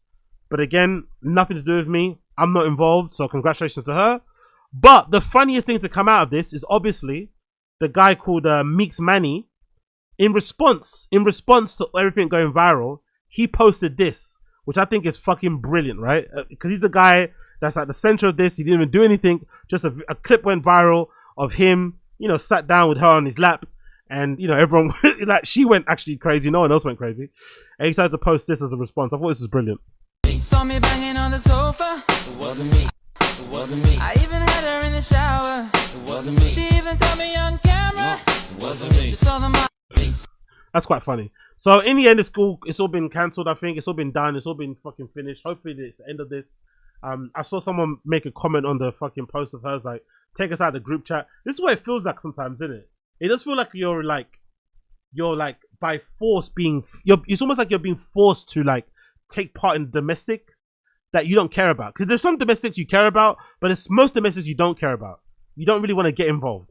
And sometimes some of these people, they force you into the domestic issues. It's like you didn't need to bring this on social media. No one fucking gives a shit, really and truly. If anything, it's making you look weirder. It's making people now have an opinion on a relationship but they probably didn't have before because of some of these actions. But I just hope now that it's over and we can now kind of draw a line on the sand of it. I guess not, because, you know, the internet doesn't move that way. And most likely we're going to keep hearing more things out of this. But hopefully it's the end. Hopefully it's the end. In other news, some people are alleging that Kate Moss might be back on the gear. I don't know when she ever stopped, to be honest. I don't know what's this assumption that she stopped doing fucking coke, but allegedly there was some sort of feeling out there. Maybe she said it in a memoir or something that she might have stopped doing gear. But judging, Kate Moss has sparked concern but after yeah, she was filmed looking but for. Judging by this video here, let me actually put it on mute so you just watch it. Judging by this video here of her at the what show? At the Isabella Marant show, she seems like she's on something because she's very twitchy, which she's always been anyway, to be fair. But I also think I wonder if this is like, I wonder if this is what happens when you've like done loads of drugs. Because God bless Unique, big up Unique, he's now going sober and stuff. He's still got that stare. Unique has got that stare. If you know when Unique is, he's got that particular stare that you have when you've done loads of pills and shit. So I wonder if that's something that you never lose as an addict, or you lose it over time, like that twitch, that kind of gaze, you know? Maybe that's what you kind of always have. So maybe this Kate Moss constantly twitching and looking a bit fidgety and never being still, all this malarkey, has to do with the fact that she's just done so much gear over the years that even though she's sober, it still looks like she's fucked up, you know? But I don't know, man. I don't want Kate Moss to quit anyway. I'm not gonna lie. I think that's part of her brand, you know? Part of her brand is being the cokehead. Part of her brand is being fucking hot and fabulous and skinny. And she does look still great, to be honest. Considering her age, she still looks fucking fantastic. She still looks like she can fit in size 0 clothes, for goodness sake. So it doesn't fucking matter, really, innit? I don't know. I don't have a problem with it in the slightest. I think it's perfectly okay. Let her go out on her fucking shield, per se. She's a fucking supermodel from birth till the end. And I don't have an issue with it in the slightest. Really don't. But this assumption that she quit is fucking hilarious. Like, people actually thinking she quit in the first place is fucking hilarious. But who knows? Maybe it is. Maybe as somebody said in the comments, maybe it's like sprinkled with some anxiety there. Maybe there's some anxiety and it's not just gear all the way through. That could be true. But you know, from the people that I've known and from some, you know, experience, I think what I'm seeing on the screen here is somebody that is probably done too much, you know? And she's probably done a couple bumps just before the show, you know? Probably somebody that has like an 8-ball somewhere in their possession, you know? Somebody that has a little baggie somewhere in their possession, maybe in a clutch somewhere. There's definitely some sort of paraphernalia, some baggie, something somewhere in her possession. But I could be wrong. I really, actually could be wrong. Next on the list, unfortunately, this one clip cost Kai Cenat his collaboration partnership deal with Nike. This one clip. Okay.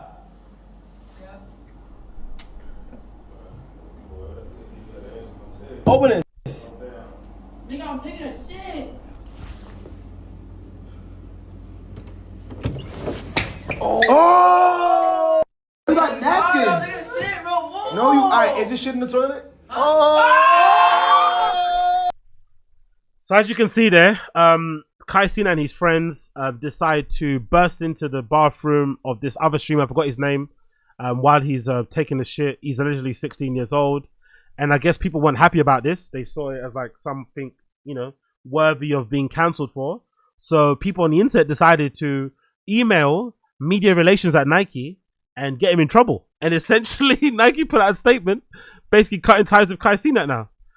They said, at Nike, we are committed to upholding the highest standards of integrity, respect and responsibility. Following the recent events involving Kai Cenat, we have made the decision to end our partnership with him effective immediately. We believe in fostering a culture that aligns with our values and the communities we serve. Our focus remains on supporting athletes, creators, and individuals who embody the principles of respect and inclusivity. Fucking insane, bro. Fucking insane. This is a problem I have in general with these brands linking up with people and not like this goes back to like the music industry turning their backs on like drill rappers, for instance, who they sign knowing full well that these guys do ride outs, these guys are involved in gang culture, they beat up people and shit, they might be involved in crime, whatever they do. But then as soon as something gets federal, as soon as something gets, you know, goes to a court level or arrest gets made, suddenly fucking brands and these record labels jump ship. No. You signed this person because of what they did on the streets. You liked it. It's going to help sell the music. It's going to help further the image. You got to stick with that person until the end. You don't get to jump off when it gets a bit touchy. Same goes with these brands connecting with streamers. You know streamers are going to do some mad things. You know they're going to say some mad things. You know they might do some mad things. And that's part of getting to deal with them. Maybe don't do the partnership in the first place if you know this person might be on a stream for 16 hours and may do or say something that doesn't align with your principles or whatever else going on. That's what I don't like about it. All in all, probably ain't gonna hate. It's not gonna hurt Kai Cenat that much, you'd imagine. But as a brand thing, it's probably gonna hurt him in terms of just like, you know, you look up to Nike, you wear Nike, you're gonna be upset that they kind of cut ties with you because of such an innocuous thing. You know, it doesn't seem to be that deep, to be completely honest. But I guess online, with people being super sensitive with like stuff involving children and shit and minors, maybe people look at that and think it's a little bit intrusive. Look at that as being a little bit weird because it is, because, you know, when they put up the phone up on the screen, because they asked him when he went in the toilet, oh, what are you doing? And they're taking too long. They saw his phone's on the floor and they saw that the phone was on some porn site. So I guess, you know, that's what they're kind of thinking. Maybe because, you know, it's involving something to do with porn, that maybe it's a little bit dead, dodgy or whatever it may be. But either way, his partnership has ended. So no more Nike DNA8s for fucking Kai Cenat. I'm sure he's gutted about that, right? No more shitty Nike Air Max 1s. No more DNAs and shit. So, you know, I kind of guess what it is going forward. I'm wondering what he's going to do going forward. I wonder if he will make a public statement kind of cutting ties with Nike himself, because that'd be interesting. Imagine they cut him and he decides, you know what, fuck it. Let's go on the offensive. I'm never wearing Nike again. All my friends are going to wear Nike. And he starts a campaign about being anti-Nike. Imagine if that garners some reaction. He starts a campaign being anti-Nike. Adidas makes a big stink about signing him. And that becomes a thing. That'll be fucking funny if that happens going forward. I doubt it because these kids love to wear tech fleeces and tech suits and shit. So he'll most likely, on a professional level, they're going to end their partnership. But you'd imagine when it comes to like, you know, giving them stuff, they're still going to get stuff. Probably. They're still going to be sent as care package or seeding package. You'd imagine so. But when it comes to the front facing, doing official Nike advertisements that are, you know, plastered on the Nike app or the sneakers app, those days are probably done. But it does seem like a very big overreaction considering what we saw on the screen, in my personal opinion. Especially when you consider who you're getting in business with. You should be a little bit more aware of who you're doing business with and then kind of deal with them in that record accordingly, as opposed to what's going on here. But hey, what do I know? Hey, what do I know? Absolutely nothing. Continuing on. Let's move on to this. So allegedly, according to Hypebeast, much of this is true. I don't really see much difference. There's going to be a Nike Air Max 95 anniversary. I think this year is the 5th anniversary. And I've heard this rumor for a long time that they're going to re-release retro a bunch of Air Max 95s with the original big air bubble. Now, if you know, when Air 95s originally came out, they had a super big air bubble that used to basically extrude out. Like literally, if you're looking from an Air Max 95 from the back, you see the air bubbles protruding out. Sorry, so they used to be super big. I remember my old brother had a pair actually of the 95s, but they were too big. And after a bit of wear, they'd eventually pop. So Nike went back to a drawing board and ended up taking out, I think, the PSI of the air bubble. I forgot what number it was. Maybe it was 90, and they took them down to, let's say, like 75 or something. And they also encased them in more of the midsole, so it kind of stopped them from popping. So, but then you end up with a really mager, shitty, you know, fucking air bubble, which wasn't as big as the original ones. But, you know, still 95. But people like myself have always kind of been pining for that. And people online still sell original 95s with the big air bubbles on them. So I guess Nike have found a way to put them out with a big air bubble. Me personally, I don't think the air bubble was bigger. This is my conspiracy theory. Knowing Air Max 95s like I know Air Max 95s, if you know, a retro Air Max 95 nowadays has this like encasing around it, which is basically the midsole. So I feel like they've made the air bubble smaller, but they've added the encasing to kind of make sure the bubble doesn't pop. But I feel like on these new Air Max 95s with a big air bubble, I feel like what they've likely done is that they stripped away some of the encasing around the air bubble to make them more visible. That's what things happen. I don't think they are actually bigger. That's my conspiracy theory. I could be wrong. But it's just courtesy of Hypebeast. It says big air bubbles return for Air Max 95s. Featured here is an all black pair, which again I love because I'm a fucking stickler for all black pair, for all black sneakers in general. It's an all black leather pair actually, which is again very rare. Kind of similar to what we have coming out with the Cortez pairs actually. The honey blacks that are coming out in April. But these are all black and they feature clear air bubbles on the front and what looks like might be a blue air bubble towards the back here. So you got leather. You got leather here for the most part going up on the gradient, and then where the lace, where the lace stays are, it's all the mesh kind of look there on the top. And I guess maybe the bubble's slightly bigger here. I can't really tell. I'm not gonna lie. It doesn't look that considerably big to me from the naked eye, but I could be incorrect here. It doesn't look super big, but these actually look like a JD Sports exclusive anyway. But I do like how they did the back of the air bubble to be blue and the front of them to be clear. I quite like how that kind of contrast there. And then you still got the top of them. So they look really nice. I'm a big fan of them, especially considering that top panel here is just completely smooth leather. It looks like they've got different types of leather here, isn't it? If I'm looking at that correctly. I think it's got different types of leather here, considering on the gradient going forward. But let's actually read the blurb. Courtesy of Hypebeast. It's been 30 years since Nike first introduced the Nike MX 95, a silhouette that's been cemented itself in sneaker history. As an icon to celebrate its milestone, the swoosh has prepared a many exciting projects involving the sneaker. Not only the undefeated rumors of the 5 colorways coming out. Oh yeah, sure. There's a Ma Maniere coming out too, and a Corti collab. Adding to the festivities, Nike is returning back time and revisiting the big bubble tooling of its original look, an approach the brand previously took with the Air Max 1 in 2023. Presented in triple black, the shoe is absent of color, save for the blue tint on the enlarged windows, in highlighting its adjusted build that sees the bubble bursting out of the shoe standard shape. At the time of writing, Nike has not yet confirmed when this big bubble version will be returning. Look out for the triple black colorway. So they're going to put out one of these, and also I'm assuming they're going to put out the neons. And there's also this colorway too, a pink foam. I'm not sure if this pink foam has the big bubble in it too. There's also a pink foam version, which is going to be popular with the ladies. But hopefully they make these 2 in men's sizes, because that is such a sexy sneaker. That is such a sexy fucking sneaker. Ugh. Gray gradient fucking Air Max 95s in that kind of colorway. Whee! So allegedly they're coming out soon. It doesn't say that women's on here on the name. So maybe they might come in men's sizes. That'd be good. If they come in men's sizes too, that'd be fucking brilliant. But they're due to come out soon for the 3rd anniversary of the Air Max 95. So keep an eye out for that one. Also, moving on from that one, we've got these, which is, I think these are kind of hard. I'm not going to lie. These are really fucking hard. And they kind of remind me a little bit of the, what's his name called again? The Wotherspoon Air Max as well from back in the day. So it says 3 special Air Max 95, 97 hybrid sneakers released this month. So you got the 97 upper with a 95 lower, with a 95 midsole.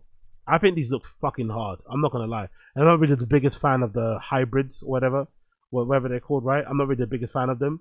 But I think they did really well. Unfortunately, if you're a skeptic, you're going to be a little bit pissed off at this color. This color right here looks like a kind of a flip on that Skepta collaboration they did a while back. But these look really fucking good. I really fucking like these. So these are Ducks of a Feather and Nike Air Max 95, 97. Division Street and University of Oregon marketing program in support of the student athletes. Responsible for producing many of the school's special night collaborations. The free duck theme take a pair of the tooling of the Air Max 95s with the upper Air Max 97, adding the list of mashup takes found in the Air Max 9, presented in colorways of lightning, thunder, and storm. The first look features a reflected silver and rainbow upper with green and yellow dark airbags. As for the thunder counterpart, the green and gold features accompanied with yellow and dark in airbags. So yeah, sick colorways personally. I love how they make up. I love how they look actually. I think 97s look really good on a 95 midsole, and I think they turned out fucking brilliant. Really good colorways. Really good colorways. Moving on. JJJound. Big up Blood Clot Jound, one of my favorite brands, favorite sites of all time. Big up Justin Saunders. I always love their collaborations. Very minimalistic, very subtle, very big on the quality, and also very unexpected. Because nowadays I feel like no one really gives a shit about Vans half cabs, especially. I'm a big fan of half cabs. I think because it might have been my face. It might have been the first shoe I skated in. It might have been the original half cab, the black and white ones with the black and white stitching and shit. Might have been the first shoe I ever skated in. I fucking have been loving the half cabs ever since. I bought a bunch collaborations, especially Supreme ones, which they don't do anymore, which I'm really gutted about.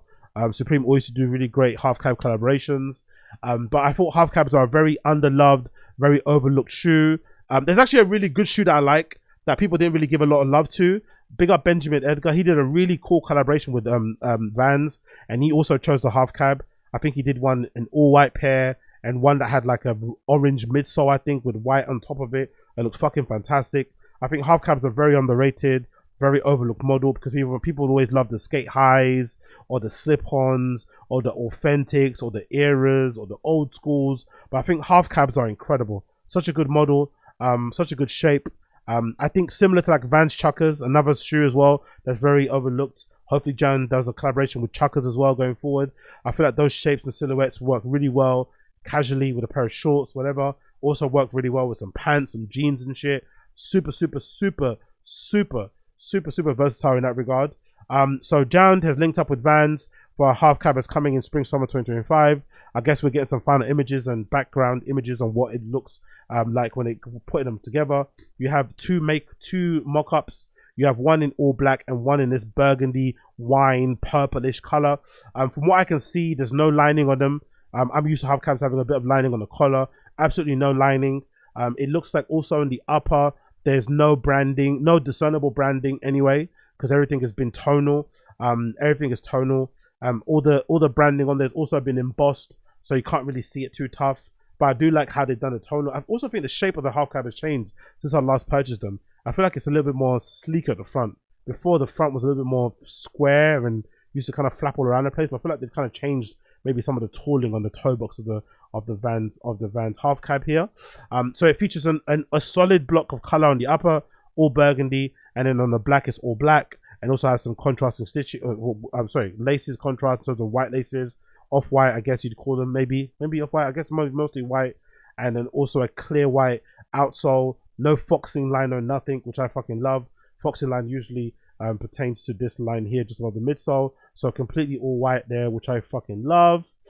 We got some more images here, a clearer zoom up look of the burgundy wine color, which is a bit of a sleeper. I think the black is also going to be the big win, but I think this burgundy color is a real sleeper. This wine color is super nice, and you got the half cab logo here.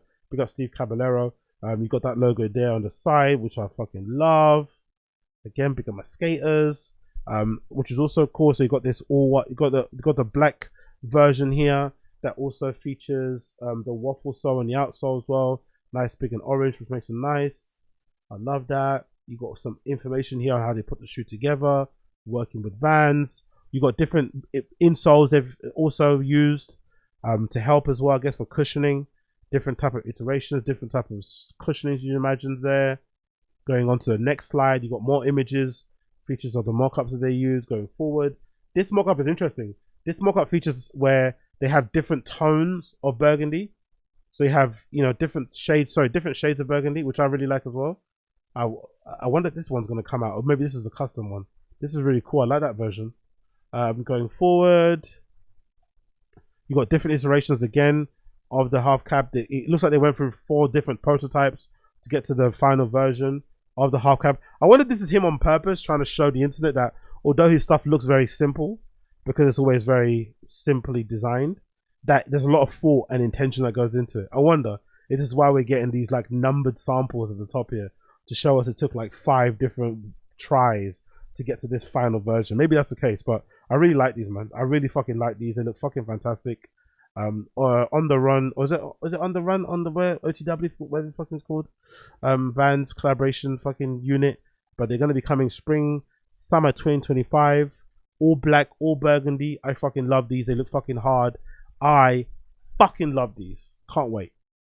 Also, I can't wait, or it's already out already now. Big up Stussy, Spring 2025 collection drops as well. It's available now to purchase on their online store. Great things on there as per usual. I love some of the hoodies, love some of the jeans, the pants, good bomber jackets as well in effect as well there. You've got a potential good new Converse collaboration there that you can see potentially. Some good plaids. The leather jacket is gone, by the way. This leather jacket went out in a heartbeat. I don't blame them. It's fucking fantastic. Great hoodies. Styling is quite cool. I hate the fucking shoes featured because I hate these Air Max 90s. Oh no, well, I've got the name of it. Is it DNA? I think this might be a DNA actually. Great jacket there with the script logo on the back again.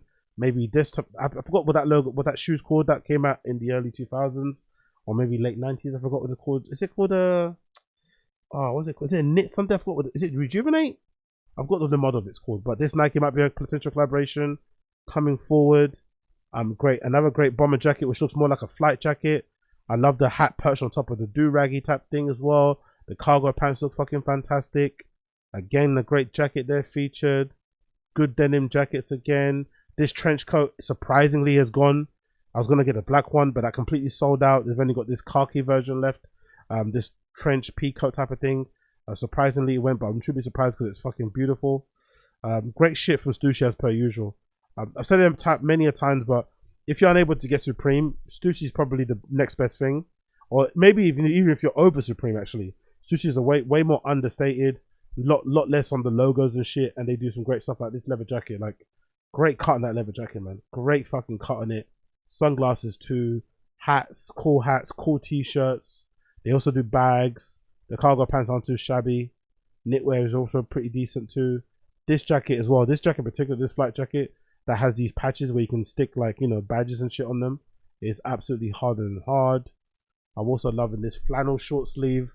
Sorry, this sleeveless flannel shirt. Fucking the choice as well, by the way, but it's really fucking cool. There's also a suit involved in there too. A navy suit. I'm not too sure what that's made out of actually, but that's really fucking nice. The camo M65 is actually pretty decent with the raw denim. I'm not mad at that look in the slightest. Yeah, all great stuff, man. All great stuff from Stussy. I recommend you check it out. Spring Summer 2025 collection is available now on their online store. So many stuff that are liking it. Too much stuff to mention. But in particular, that leather jacket right there is one of my favorites, 100%. And I think, if I'm not mistaken, it's sold out. I think it might be sold out. We got this news as well, courtesy of Hypebeast regarding Ma Maniere and their ongoing collaboration with Nike. We got a couple more bits dropping, a 95, an Air Force One, and a Jordan 3. Interesting choices, by the way. Interesting choices. But here we got a mock-up of the Air Force One, essentially an all-black Air Force One that features a little, I guess it's a double swoosh, but you can maybe call it a border around the swoosh. But I do like the little hit on the back here, usually on the back of the heel, where it says Air Force One on the midsole. It's got Ma Maniere, which is really fucking nice little touch there. Plus, not a lot of people get to do that edit on Air Force One, so it shows, you know, how much, you know, how well they've done over the last few years, their success and whatnot. You've got Jordan 3 here as well, also featured, which I don't mind the mock-up, the colorway, but Jordan 3s unfortunately just don't suit my feet too tough.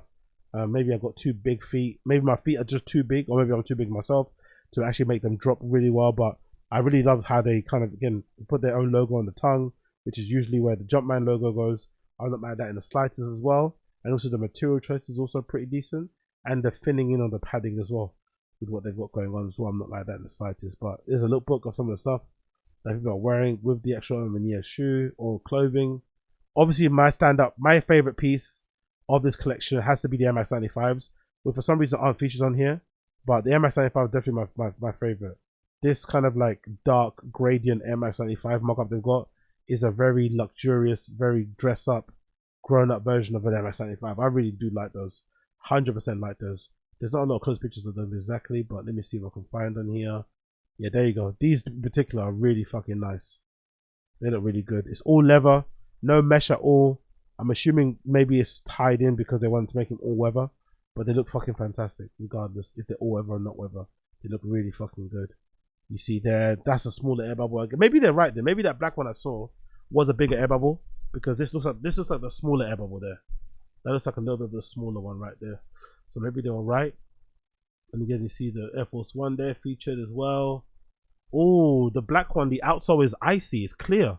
Or is that just grey? Is that clear or grey? I like the laces on them. They're kind of leathery. But it does look really nice. Looks fucking cool as fuck. I'm not going to lie. I ain't mad at it in the slightest. Ma Maniere.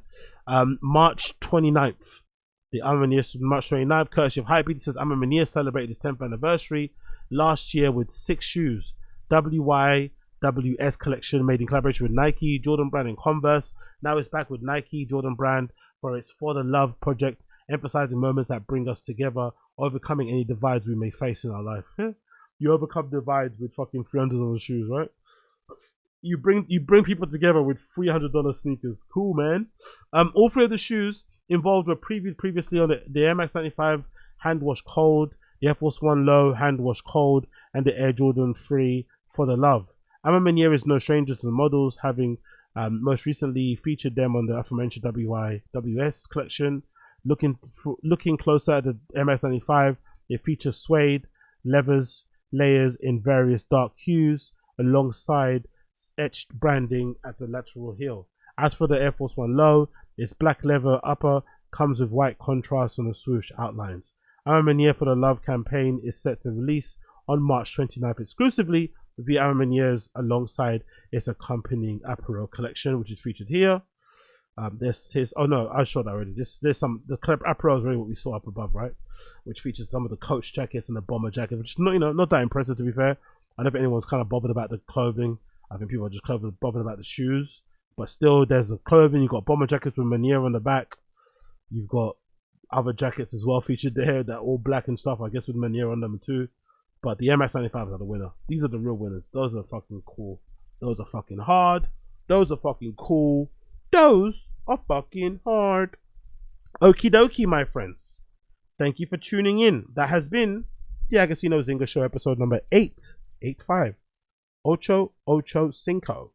I'll be back later on tonight with a random show at probably 11:30 tonight.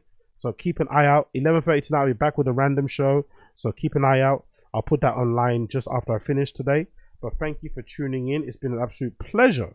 An absolute unmitigating pleasure to have you in my company today. For those of you tuning in live and who want to hear a tune of the day, my tune of the day is going to come from Goonie. I think it's pronounced Goonie, from the EP Money Don't Love Ya. The song is going to be called Fire. That's going to be my tune playing.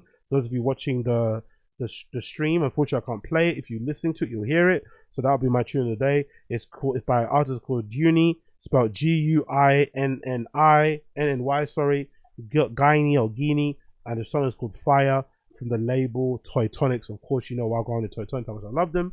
So check them out if you haven't checked them out before. But thank you for tuning in to Agostinho Zinga Show, episode number 885. Random show coming at you at 11:30. I'll see you guys later. Everyone who's tuning in, appreciate you. If you listen to the podcast, obviously leave me a 5-star review. You know what to do. I'll see you guys again very, very soon. For now, take care. Peace!